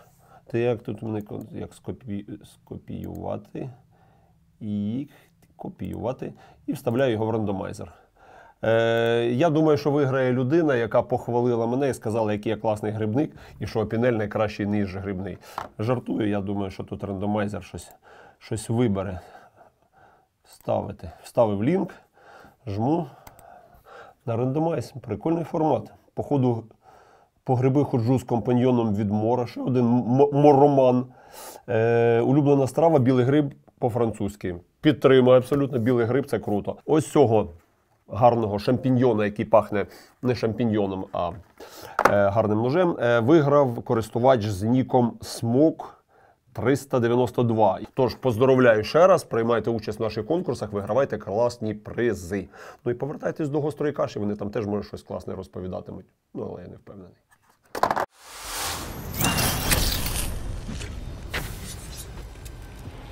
Так, і з космосу ми переносимося на Землю. Добре, що не під землю. Я міг взяти Fox Smarty. Та ти міг взяти будь-що із класних італійців. Я ж про своє вподобання. Я міг би взяти збалансований Smarty, про який ми нещодавно з тобою говорили. Я міг би взяти абсолютно невбиваємий чопер трекер. І багатофункціональний до того ж. Мексквака ти міг притащити, знаючи тебе. Та ні, то я точно не взяв би. Але я взяв Науту, що в перекладі з латини означає моряк. Я коли обирав, Гріша, я подумав про те, що за гонитвою за новими сталями, дизайнами і інноваційними технологіями ми забуваємо про класику. Ми забуваємо про її просту естетику, ми забуваємо про, як би це сказати, не простий, а виважений якийсь функціонал, оптимальний. Ми забуваємо про історію. А як кажуть, той, хто не знає історії, той що? Не має майбутнього. Оце стосується в тому числі і Наути. Тут в цьому ножику простенькому, здається, він і є простенький. Та він грустний. Він не грустний. Чому? В ньому про нього є про що поговорити. Ти не повіриш, насправді. По-перше, цей ніж найближчий до класичного Ворнкліфа, такий, як був у самого пана Лорда. Тут у нас і товстенний обух, і вузький клинок, і міцне вістря, насправді, і сліп-джойнт. Але лінія ріжучої крайки не пряма. О, да, знайдуться ці люди, які скажуть, а де трошечки задерта ріжуча крайка. Лонгпул, да. Тут от трошечки є таке заокруглення. Ні, це не повноцінний. Це виганяйте Шарпа, він не шарить в ножах. Виганяйте Шарпа, так. Є майже всі ті параметри, які були в класиці. Тут у нас... сліп-джойнт я сказав, так? Сліп-джойнт я сказав. Друге, це найдешевший джентльменський ніж європейського виробництва. В принципі? На секундочку. А що про це італійського думає? Що про це думає Vulpes? Ну, це брелок. Або мультитул, або брелок. Ну, ти хочеш сказати, що Vulpes це джентльменський ніж? Десь якось задекларовані, не знаю, там розміри цього ножа, ну, десь прописані вони чи ні. Він може бути маленький. Він десь на межі брелка і прямо ножичка кишенькового. Ну, тут є про що подумати, якщо ми кажемо про Vulpes. І він дорожчий буде. Скільки Vulpes коштує? Я свій за 1000 купив. За 1000? За 1000 продав. Да. За 1000 купив, за 1000 продав. Так от, Vulpes, до речі, не такий вузенький, тому в джентльменську кишеньку він не влізе, мені так здається. А може і влізе, а може і не в джентльменську. Хоч це вже затертий жарт, але чудово поміститься в п'яту кишеню класичних джинсів. Так от, Так от. Що з конкурентів ми можемо сюди підібрати? Cold Steel або Kershaw китайського виробництва 7 або 8 хром на заклепках і при цьому на 600 гривень дешевше. Ну таке собі в порівнянні з Італією. Тут у нас є торкси, ми можемо відрегулювати центровку, ми можемо відрегулювати тертя. Замка? Тільки зараз щось догнав, замка ж нема, так? Так. А не що він такий ломовитий, якщо він без замка. Ну, тому що це майже класичний Вормкліф, він не має бути товстим. Слухай, це звучить непереконливо. Це звучить так, наче, типу, дивіться, з появою туалетного паперу ми почали забувати про лопухи. Це якось, Ні, ну чого? Якщо ми апелюємо до класичного Вормкліфа, то він в усьому, крім ось цього трошечки підйому, він у всьому повторює. Товстий обух, міцне вістря, для того, щоб можна подлубитись було і в кобилі, відсилаю до тої каші, в якій ми говорили про Вормкліф, і в люльці для паління табака, наскільки я пам'ятаю. Ну, ці задачки не передбачають настільки товстого обуху. А наскільки? Я не кожен день в кобилі длубаюсь, чесно тобі скажу. Ну, я б міліметр звідти прибрав сміливо. Ну, можливо. Вони зробили його таким. Тут, на відміну від цих китайських конкурентів, яких я підтягнув, шикарна німецька 420-та нержавійка. Загартована на ідеальні 54-56 одиниць за року. Слухай, я не знаю, вибач. Я сижу, дивлюсь на все це, слухаю, і я досі не догнав. Ти, серйозно, чи ти прикол такий вирішив почати? Я цілком серйозно. Ти на кожну гостру кашу десь чи з задньої кишені дістаєш щось, чи з сорочки якийсь прикол постійно в тебе. В тебе якийсь стопудово туз в рукаві прихований, але... Добре, що не в штанях. В рукаві то нічого. Загалом, ось проста якась така естетика, знаєш, і тяглість до історії мені подобається в цьому ножу. Серйозно, він у мене давненько в закладках. Інколи я ту закладочку закриваю, а потім знову відкриваю, коли я бачу цей ножик. Подобається простота і ось... І апеляція до історії. І плюс до всього цього з цим ножем пов'язана ще одна цікава історія, саме з цією моделлю. Колись давно компанія Fox робила ножі на замовлення для німецького флоту, уяви собі, для німецьких моряків. Вони зробили це замовлення. Ти знаєш цю історію? Я залюбки послухаю. Вони зробили ножі, складані ножі. Можливо, схожі навіть у них же Золінген є, на чорта вони до Фоксів. Уяви, німецький флот робить замовлення у компанії, у концерна Fox. І вони роблять для них складення. Дивно, ну окей. Значить, ця угода була завершена, вони зробили ножі, німцям сподобалося. Чому з 420-ї саме німецької сталі? Тому що вони казали, що це ідеальна 420-ка, німецька, тільки з неї клинки. Ідеальна 420-ка. Ну, нехай. Уявіть собі, так. Але через кілька десятків років якийсь там пан Джузеппе, наприклад, поліз на старі склади компанії Fox і виявилося, що у них повно клинків від тих німецьких ножів лежать, припадають пилюкою, але жодної корозії немає, тому що це ідеальна 420-та сталь. І що вони вирішили зробити? Вони вирішили випустити ніж Наута з тими старими клинками. Тому на деяких клинках ми можемо побачити слово «Rostfrei», що означає «нержавіючий», тому що це було маркування для німецьких ножів. Але ми маємо на клинку той самий старий Fox, а все старе, як відомо, краще за нове. Раніше було лучше, правда? Коли в печерах люди ходили, так? Як тобі в якості тактика цей ніж? Я не знаю, в мене взагалі відібрало мову.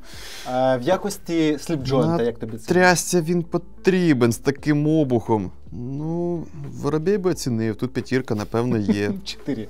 Тут 4. 4. Ну, 4, близько до п'ятірки. І на чорта він без замка, настільки м'ясистий, важкий. Оце от співвідношення товщини обуху до висоти спуску, зведення скільки? Ну, 0,5, я не знаю. А навіть якщо і менше, то як вона буде різати? Це реально длубатись десь в кобилі. інакшого якогось застосування в ньому придумати важко. Різати до поверхні – забудьте. Хіба що щось шкрябати. Зважаючи на те, що це для флоту був ніж, мабуть, для якихось морських задач він підходить німцям. Ростфрей. Нестиковочка виходить з Німеччиною 420-ї сталі. Це маркування американське, а не німецьке. Тут мав бути якийсь круп, там 41, 16, щось таке. Можливо, це вона і є. Так, просто перемаркована вже тут для сучасного користувача, щоб було зрозуміліше. Але є відмітка твердоміра, тобто вони вирішили переконатися, що тут чесних 53 роки. 54-56, а не 53. Щоб якби власник цього ножа був спокійний, з твердістю все в порядку. Ну, я не знаю, я цей ніж помітив, коли він з'явився. Я його взяв до рук, так от подивився, прицепив на нього цінник, сказав, ну окей. Поклав на вітрину і забув. Тому що мені особисто він жодної... Ну, він мене не зачепив нічим. Ні ціною. Він скільки коштує? Десь 1500 гривень? 2 з хвостиком. 2 з хвостиком. Ніж італійського виробництва, на секундочку. З німецьким клинком, класичним, старого Фокса. Старого Фокса. Майже ідеальний Ворнкліф. Італійський джентльмен, найдешевший на сьогодні. Це той випадок, коли ти бачиш в нього багато чеснот, а я не бачу жодної, чесно кажучи. Ну, Fox, компанія, яка робить отакі ножі. Притом, не в одному. Це непоганий теж ніж. Ти, перелопативши весь цей Fox, ти приніс оце. Ну, нехай. Давай залишимо на розсуд глядачам. Хай вони посудять. Добре. Скільки цей Ростфрей вартий звання найкращого ножа Fox для Андрія Шарпа. Питання смаку, насправді, але це досить дивно. Одного з найкращих в сегменті. Так, поїхали далі. Значить, 4-й наш сьогодні бренд – це Беккер Плюс. Ми взяли плюс, а чому, нагадай, саме плюс? Ну, тому що якби ми в цілому боки розглядали, ти б свій Бронко притащив сюди і показував би всім. Розказував би, який він класний. А так ми вирішили Беккер Плюс. Лише. Ціна, якість і найширший ряд серед бокерів. Штука в тому, що якщо дивитись Беккер Плюс, там як з кершами, про які ми вже згадували, там їх настільки до бісової матері всяких різних є. От Беккер Плюс, вони таке враження, що хочуть запропонувати ніж для будь-якого збочинця. Ти там сумку з собою цілу. Я так і знав, що ти це принесеш. От я на нього так... Я гортав. Думаю, ну цю хрень Шар принесе. А цю? Так, оцю запальничку Крікет, блін. Ну, але водночас тим я ще більш прогнозований, ніж приніс. Коротше, я взяв його, але не його. Знову у тебе якісь ребуси. Ти можеш як людина себе вести? Ну, домовились взяти по одному ножу. Я б взяв би Барлоу, от чесно кажу. Я його приніс, щоб сказати, я б його взяв би. Тому що, якщо не враховувати ціну, це найкращий джентльмен на планеті Земля. Найкраща реалізація джентльмена на планеті Земля. І у нас би з ним був би чудовий тандем, якби в цей тандем не втрутилася жінка і, як водиться, все не зіпсувала. Тому сьогодні ось цей ніж. Кірк від Алісандри де Сантіс. Да. Що відбулося? Ось цей ніж вчергове підтверджує, що пані Алісандра непересічний, талановитий ножовий дизайнер. Що б там хто не казав. За якихось там 2 з чимось тисячі, по-моєму, він коштує? Так, він коштує недорого, на мою думку. Ми маємо такий непогане поєднання EDC-шника і тактика з мультихватовим руків'ям. Як на морі Елдріс. Тут прямо, ну так, як на морі Елдріс, навіть трошечки краще. У нас тут є 1, 2, 3 і улюблене відкриття Григорія Сої 4. Тобто тут ціла плеяда Камасутри з точки зору відкриття. Такий собі спіннер. Такий собі спіннер. Нітрові, живуча, ще не популярна, але живуча. Але водночас тим нічого поганого про цю сталь не скажеш. Так. Нержавіюча сталь. Функціональний клинок, знову таки, у нас тут кілька варіантів є його утримання. Ну так, комусь може не подобатись не ось button lock, тим паче не автоматичний, комусь може не подобатись, але ну, замок як замок. Так, можливо, викрутковим хватом це небезпечно його брати, але на цьому ну, якісь мінуси, ну я не знаю, за такий прайс. Я от не можу для себе аргументи знайти, чому я його не купую. Так. От буває так, коли ти бачиш ніж, він тобі візуально подобається, от тобі його дизайн відразу заходить, потім ти береш його до рук, розумієш, що тобі і ергономіка підходить, він лягає в твою руку, тобі подобається, як працює механіка, як він відкривається, закривається. Потім ти звертаєш увагу, що тут ще й сталь цікава, якої в тебе нема, але ти про цю сталь чув і було б цікаво спробувати. Потім ти звертаєш увагу, що це ще й дизайнерський ніж, ти знаєш, в даному випадку цю пані. Думаєш, о, це теж цікаво. Потім ти вішаєш його на кишені, розумієш, що він ще й зручний, зараза, і на штанях класно сидить. Так. Тобто не вириває тобі ниточки, там сам не злітає, все оптимально, все класно. Потім ти дивишся на цінник, а він невеликий. Такий. Ні, ну я вже це переріс, такий цінник. І ти такий, ну я вже переріс цей цінник, не буду його купувати. Такий думаєш, я ж не буду собі купувати ножик за 2000 гривень. Вже буду збирати дріб'язок в банку, щоб купити Fox Shadow собі. Ні, він по цим всім штукам, які зараз перечислив, він якраз і проходить по всім багатоступеневій цій перевірці. Абсолютно. І я так помітив, по блокерам у нас досить подібні вподобанням, за виключенням гнома. Тому що я був впевнений, що ти притащиш. Гном у мене є Бекер Плюс, точно гном. У тебе є гном, так, на жаль. Я був впевнений, що ти притащиш цей ніж. Прямо я так на ньому зупинився, думаю, це походу, шар принесе. Але я і на цей звернув увагу на цей ніж. І навіть розглядав його, щоб теж взяти. Тому що співвідношення ціна-якість, розумієш? На відміну від Масади, цей вдвічі дорожче коштує. Розумієш? І там однаковий завод, однакове виробництво. G10 і тут, і там. Тут навіть конструктивно складніший ніж нітрові проти D2. Ну не скажу, що це сталі прям критично різних цінових категорій. Нітрові і D2, ну вони десь на одному полі ростуть. І там отвір у клинку, ну, дивишся, ергономіка класна, і там. Тут 2000, тут 4 з копійками. Тут Борис Монашеров, тут ізраїльський інструктор. Ну, і напевно, тому така різниця. Тому що він ізраїльський? Ні, ну Боря, він ніколи дешевим не був. Я не пам'ятаю, щоб була якась модель ножа була така дешева. Ну, у сина у його ця Алюма, чи як вона там? Ні, не Алюма, чи Алюма. Ну, але ж, не знаю, то може комусь подобається, я не в захваті від саме робіт сина Бориса Монашерова, але його ножі і його колаби з Бокер Плюс мені особисто дуже подобається. І я притащив сюди Масаду як ніж мій улюблений, саме з Бокер Плюса. Нічого собі. Серйозно? Нічого собі. Неочікувано? Ні, неочікувано, ніколи б не подумав. Поставили перед вітриною, сказали б улюблений ніж Гріші з Бекер Плюс. Масада? Не обрав би її. Просто настільки прям максимально агресивний, такий стрімкий, хижий клинок, він як якась змія, яка повзе, щоб тебе вкусити і смертельно отруїти. Ну от у Монашерова такі от вони ці ножі. Вони всі орієнтовані на ножовий бій. Неочікувано так, що я притащив ще один ніж орієнтований на ножовий бій. Ну от подобається мені ножі саме складані і саме такі от fighting knife різні, там махачки розписні. Ні, ну це fighting knife прямо такий породистий. Водночас з шикарним цим агресивним дизайном, який не може просто тебе от байдужим залишити.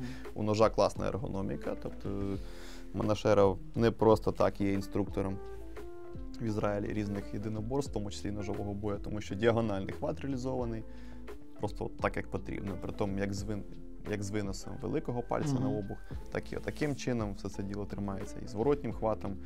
Так, вибач, я дістану ніж з дупи, бо я вже не можу сидіти. Цікаво, ми виріжемо це на монтажі чи ні? Можна не вирізати. Табличку хтось чіпав? Так, що там? Хто там лізе вже? Тобто читати ми не вміємо. Відкрий, глянь, що це за долботні. Зворотні хвати і от знову ж таки ніж поєднує в собі як візуальні, так і ергономічні якості, настільки класні, от особисто для мене, що тому він найулюбленіший, напевно, з Бокер Плюс.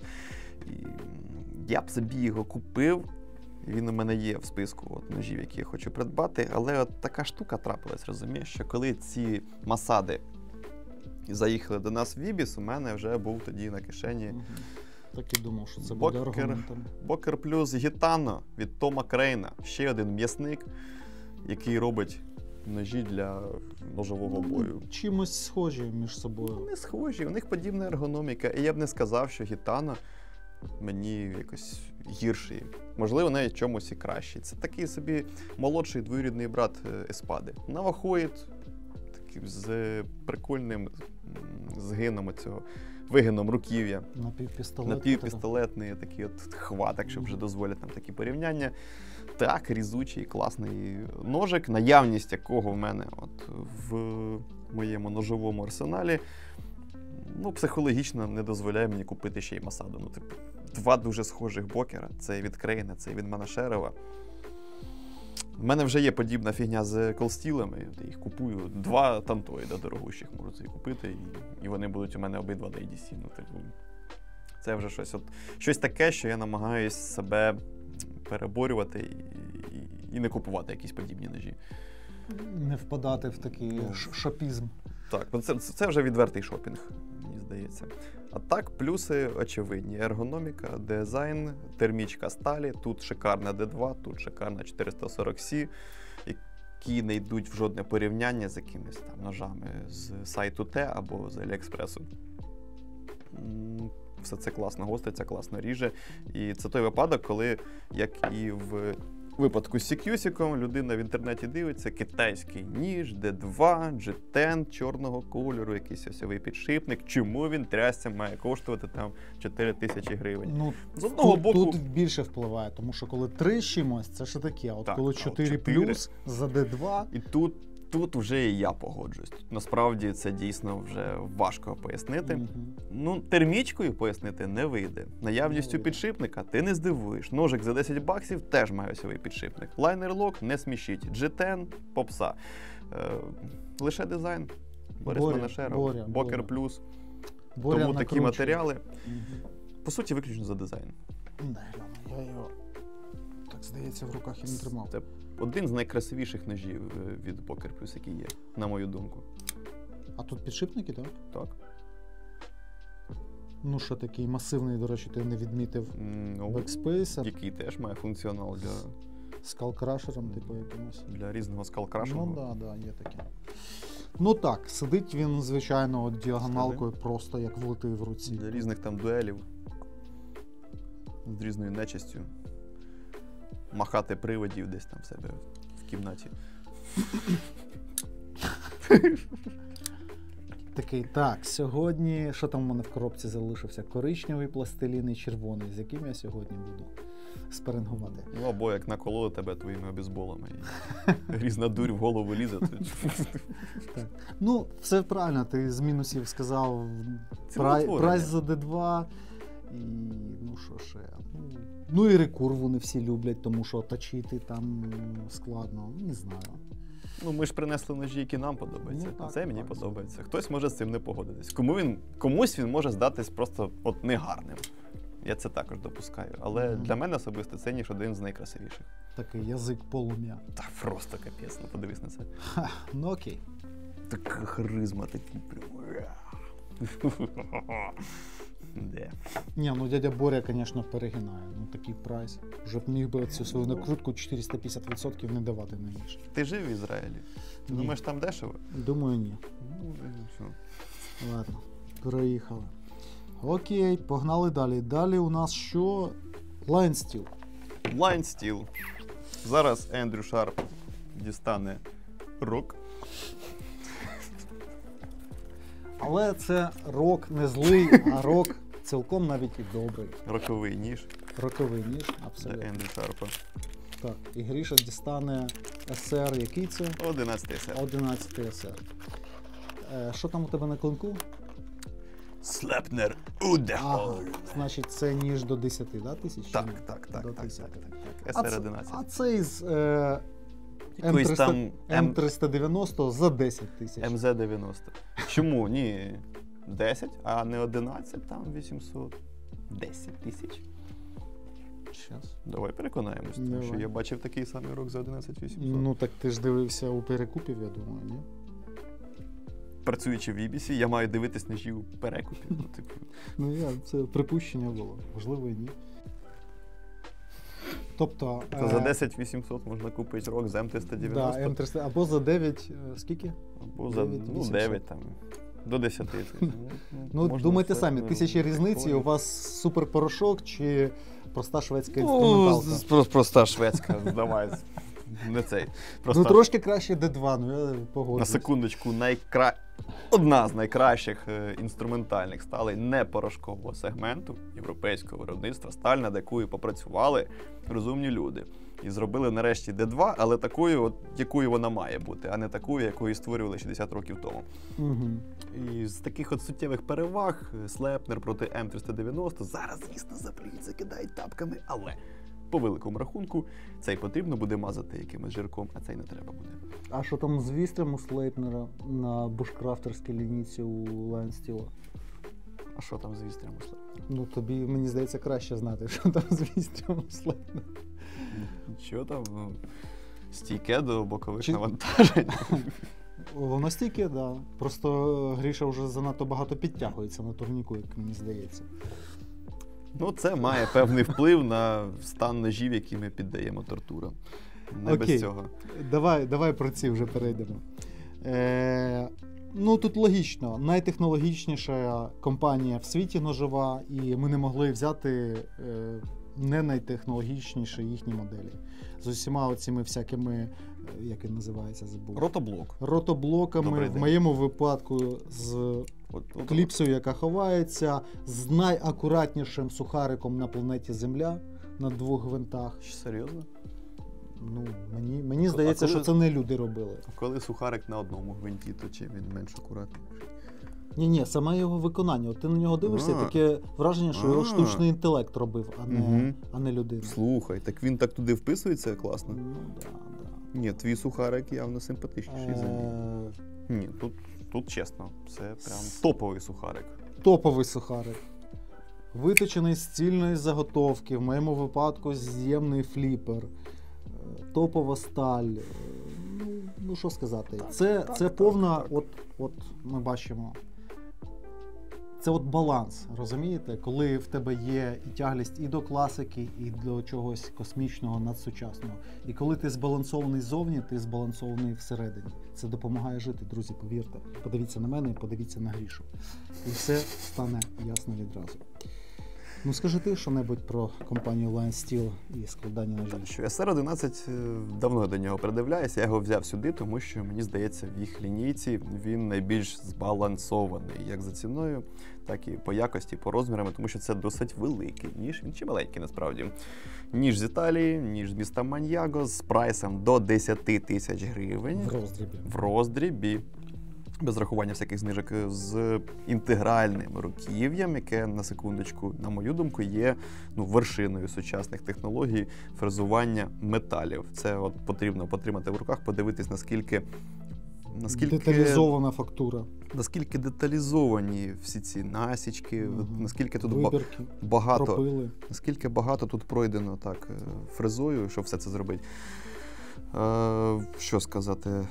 Фреймлок, засухарений ротоблок, маленька акуратна кліпса, гартований склобій, широкий дроп-пойнт з фальшлезом, шикарна сталюка, Мішель Пенсато, тобто дуже багато недешевих слів в описі товару і за відносно адекватний прайс. Тобто ніж, який насправді міг би коштувати більше і все рівно продавався б, але він коштує нормально, розумних грошей. Але як і цю модель, так і цю модель варіанти з титаном, звісно, вбивають по прайсу. Так, точно. Я забув згадати, що ціна-якість мається на увазі саме алюмінієва версія. Титан у зв'язку з складнішими моментами там, по фрезуванню, він значно дорожчий. Так розумію, там і часу більше потрібно, щоб зробити те саме з титану. Ну, так, можливо, і інші технології, інші фрези, не знаю, інші... Там 60-70% до ціни накидує до алюмінієвої версії. Так.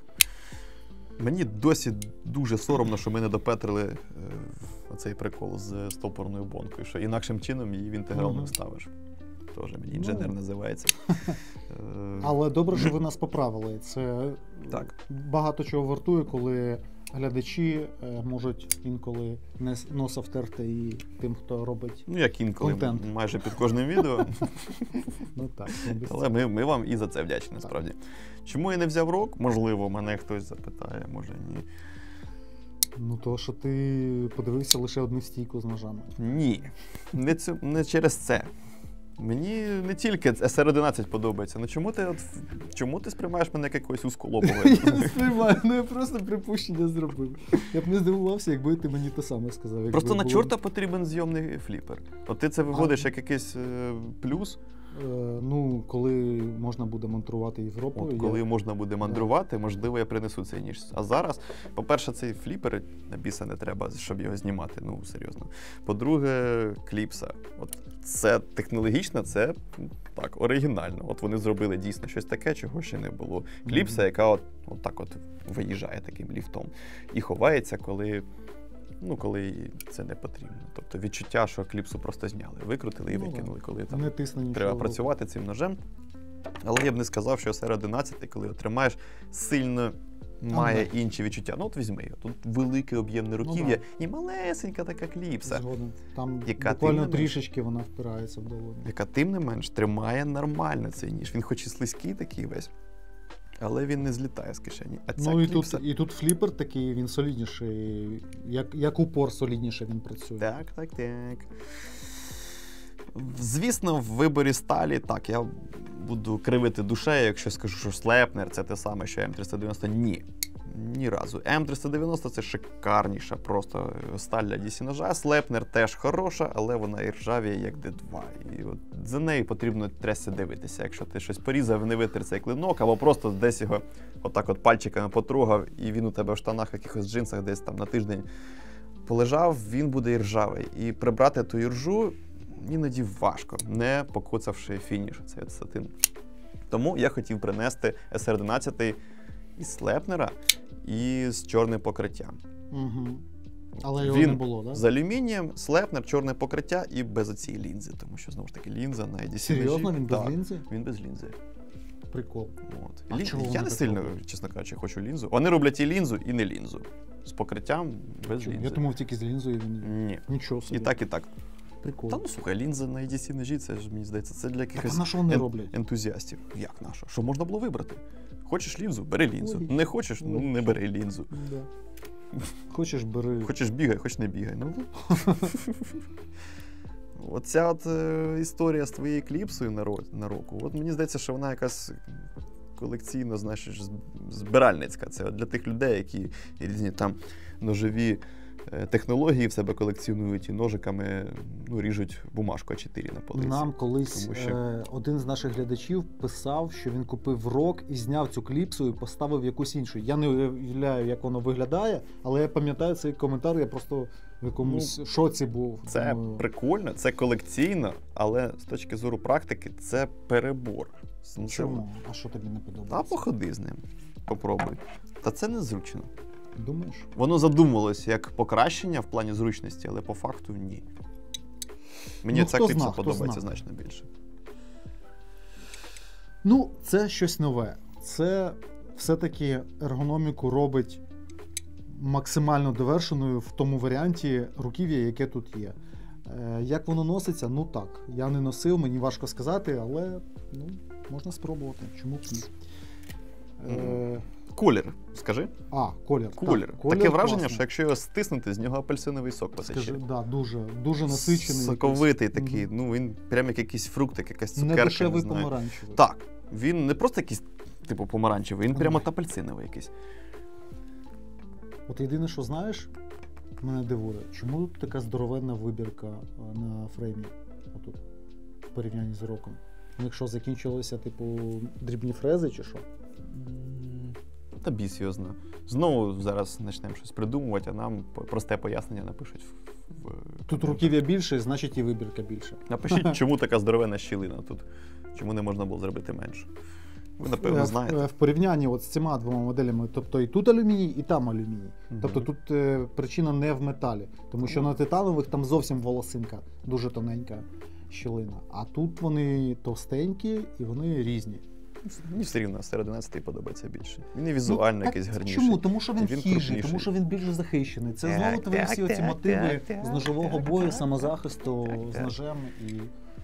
Він краще захищає руцю, він ширший, більший, об'ємніший. От ним і різнуть, і кольнуть.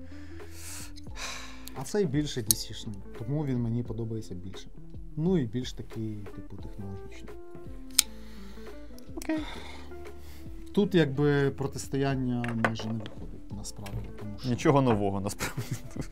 Тому що який би ти космічний корабель не вибрав, він все одно виконує той самий функціонал. Він летить в космос і відрізняється від всіх інших видів транспорту, які лишаються на Землі.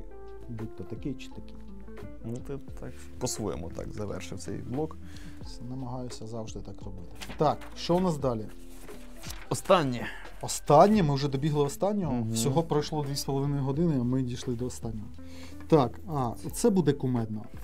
Це буде кумедно. Задумували якусь таку лайтову гостру кашу, типу, На нарешті 40 Андрій, хвилин, типу. нарешті Андрій з нами, ми не будемо його довго мучити, йому, напевно, боляче це сидіти, а я виглядаю як якийсь садіст, знаєш, Друзі, який, все типу... для вас. Андрій каже, давай якось, таку кашку, таку порцію котячу зробимо чисто, ми ж маємо щось, якусь кашу дати, але ж мені оце спина болить туди-сюди, часик посидим, щось там, пощебечем, врешті-решт, типу, години-дві. Воно лється, якби та лється.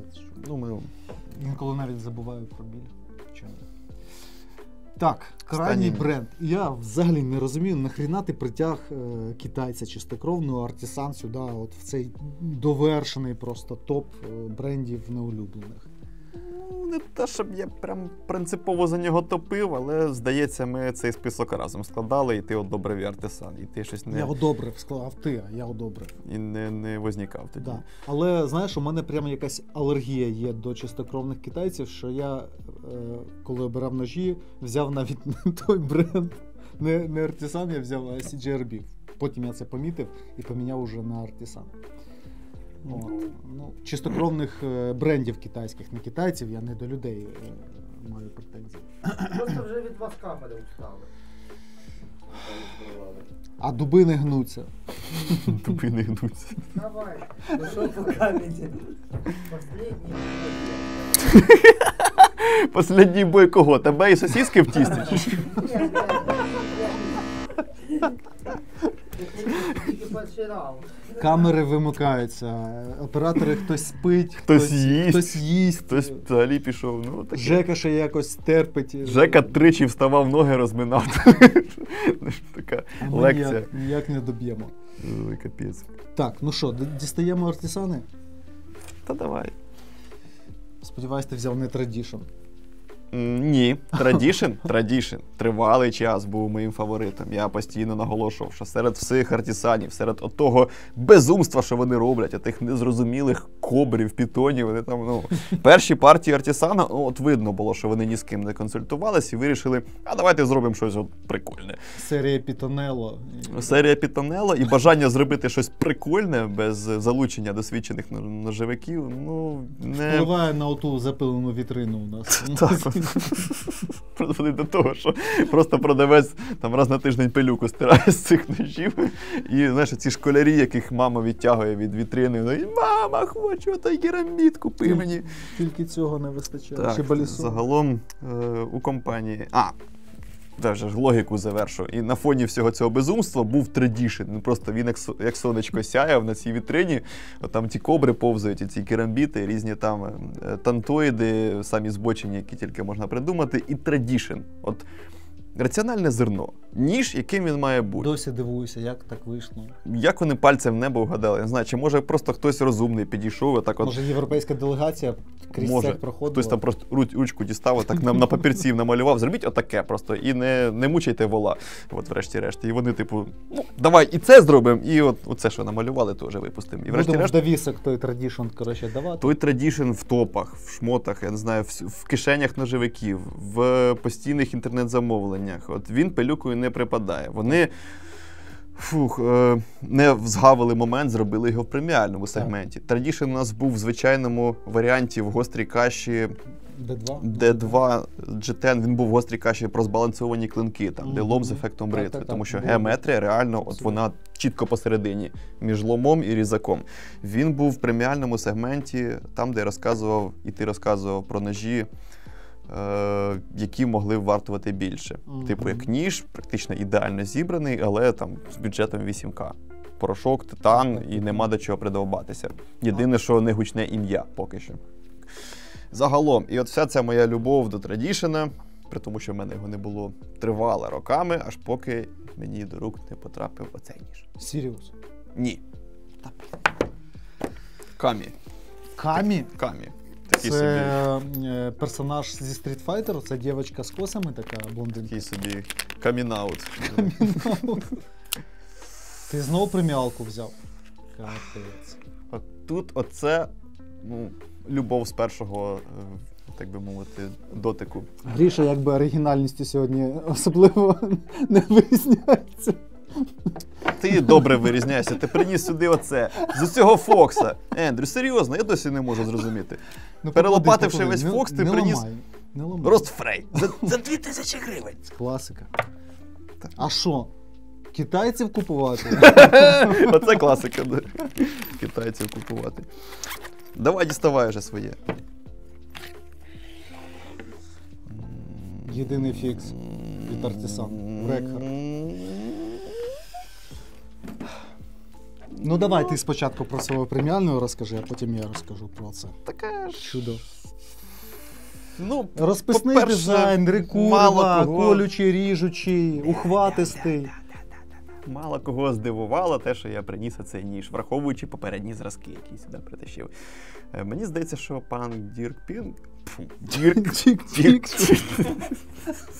Не Дік Пік, а Дірк Пінкертон. Сподіваюсь, він це не дивиться. От.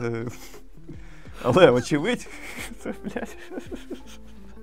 Давайте шар прожеться. От йому дуже смішно все, що стосується різних дікпіків. Та ну що це Йому таке? вже боляче, він просто від болю сміється. Такс.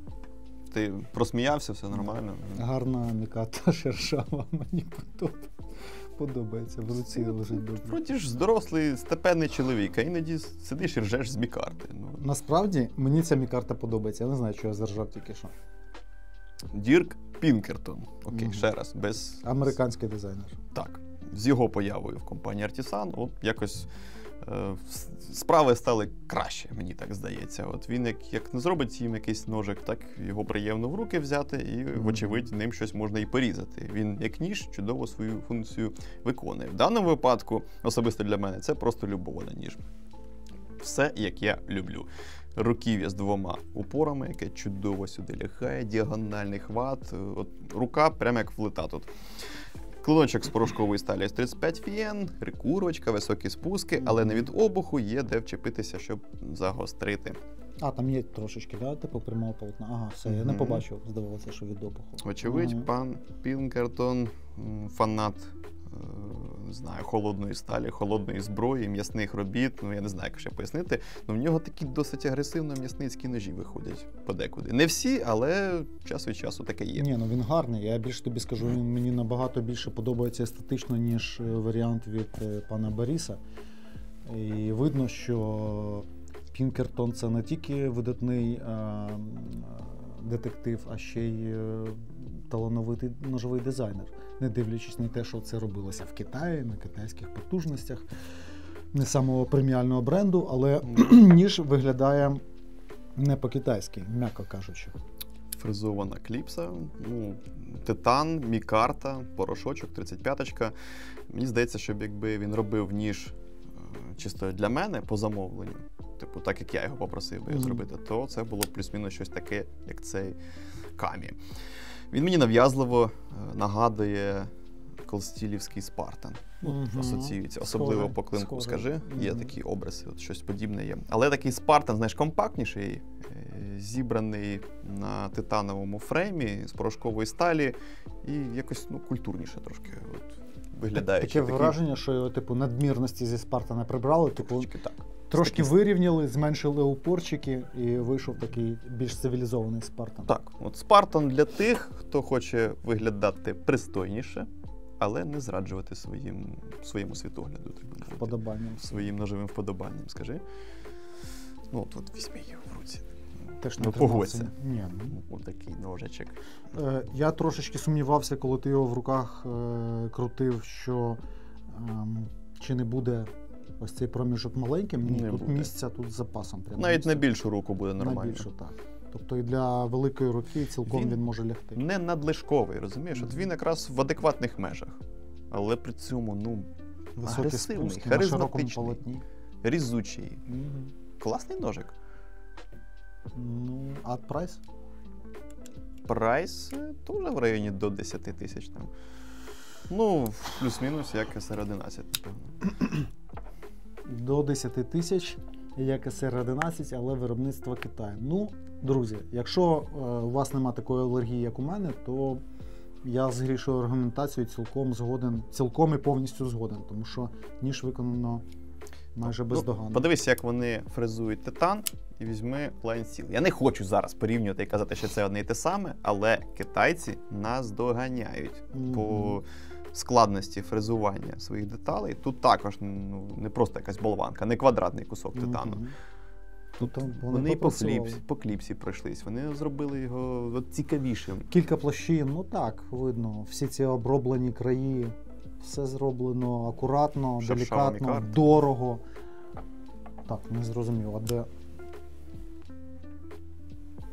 А що це за такий сухарик цікавий, якого я не бачу?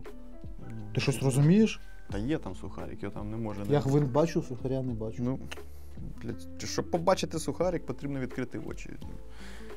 Є він там. Просто треба прямо туди в щілинку подивитись між мікартою і сухариком. Тобто сухарик виступає буквально там на якісь 10 міліметру за пружину самого фреймлока, тому його так не просто і побачити. Так, він там є. Ну, що тобі скажу. За ті гроші, які просять, звісно б, я його не купив би, але як сам ніж, він кльовий. Кльовий, безперечно. Безперечно. І як і DC-шник, і для твоїх улюблених задач на раз-два просто. Так. Врекхард від Artisan. Єдиний, принаймні, у нас фікс, який є від цього бренда. І тут, я думаю, я його вибрав не в останню чергу через те, що над ним попрацював теж не китайський дизайнер Джо Флауерс, американський дизайнер, бушкрафтер, виживальник, письменник, там, мабуть, як це правильно сказати, колумніст чи публіцист, якщо до публіцистики можна притягнути таку громадську проблематику, як ножі. Дизайнер ножів і сказав про письменника, він багато де пише і писав в журналах про ножі, про бушкрафт, про виживання і таке всяке. В тому числі він починав з журналу «Тактичні ножі». І от, виходячи з його любові до бушкрафту і до його першого досвіду в якості письменника в журналі Tactical Knives, у мене при спогляданні на Врекхарда така майнула думка, це ж тактичний кефар. Так, ти просто... Я чекав, поки ти договориш, щоб сказати, що воно дійсно схоже на якийсь кефар. От скажи, поки я не знав нічого про Флауерса, я такий, кінжалоїд, а потім такий... Бушкрафт, кефард. Да, точно, капець. При тому, дивіться, давай пробіжимося по характеристикам. Кінжальний профіль. З кровостоком. З бладгрувом попрошу, і при тому таким некислим. Помітним таким. Обух не загострений, як у Кефарда. В класичному варіанті у нас лінза від середини йде. Тут це правило дотримано. Тобто найтовще місце отут в районі ребер на бладгруві цьому або на долі. Руків'я він зробив трошечки вущим і з трошечки більшим упором, але загалом воно нагадує кефартівське, в тому числі і завдяки оцим спускам для улюбленого викруткового хвату. Мабуть, це мені це і сподобалося. Руків'я в формі труни. Руків'я в формі труни, так. GTN на руків'ї, фултанг, знаєш, це як тактичний варіант Несмука у Blade Brothers, так отут тактичний варіант Кефорта від Артісана. Від Джо Флаверса. Договорить, 100% піде руки миться. Не знаю, прикольний ніж з легендарною RPM 9 за 3 з хвостиком 1000. Єдина сталь, яка цілий скандал утворила в інфопросторі. Такий хороший кіншалоїд, він же ніж для бушкрафту не пам'ятаєш, це пластик чи цей? Чи магнакат, ледь не сказав. Точно не кайдекс. Точно не магнакат. Якщо це і пластик, то нарікань на нього ні в кого ще не було. Кліпса єдине, що мені не сильно зрозуміло. Ні, кліпса зразу в смітник, як на мене. Щось нагородили, якийсь бутерброд. Що це за піраміда? Дивно, що якоїсь ще проставки, знаєш, типу рейзера не вставили, щоб вона отака була. Таку штучку, на неї ще одну штучку. Тут дірка, таке. І удавка, що тут є. Теж сумнівного функціоналу. Китайці не могли ж не нагородити якийсь шнурок. Вони такі, що цей Флаверс оце наробив? Давай хоч якось, поправимо. Шнурочок сюди прицепимо. Мікрокорд, класний. Так, нормальне кріплення зробимо по-людськи.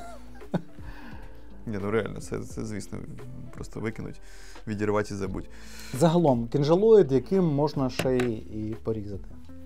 І постругати, так? І постругати. Що скажеш, як тобі, Рекхард? Ми його колись на якусь кашу притягували, я таки не пам'ятаю куди. Я не уявляю, яка має бути людина, щоб її це руків'я було замалим. Навіть в рукавичках, навіть якщо у вас лапа така ковшоподібна, дивись, скільки тут ще місця. Руків'я точно вистачить. Це якраз бушкрафтерська така відсилочка. Непогане по об'єму, але при цьому ніж не надмірний. Так, у нього у нього баланс, ось в руці. Розумієш, баланс ближче до руки. Клинок сам по собі полегшений за рахунок долів і за рахунок того, що тут спуски вверх і вниз всюди. Такий собі кинжал. Але водночас з тим треба затестити, не знаю. Те, що він буде класно колоти, це 100%. Упорчик в наявності. Тобто, якщо ви шукаєте щось таке, чим можна щось пробити і не покоцати собі руці, цей підійде.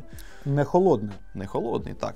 Незважаючи на такий повноцінний упор для працюючої руки, називаємо це так. Господарсько-побутової сертифікації. Господарсько-побутовий кинжалоїд. Знову ж таки, якесь поросятко бігає, потрібно зробити з нього смачну страву, то, я думаю, можна використати подібний інструмент. Критики не... це ж кинжалоїд, яка ж критика так, може бути. Як я можу критикувати ніж подібної категорії? Єдине, що я не сильно бачу його в бушкрафті, чесно кажучи.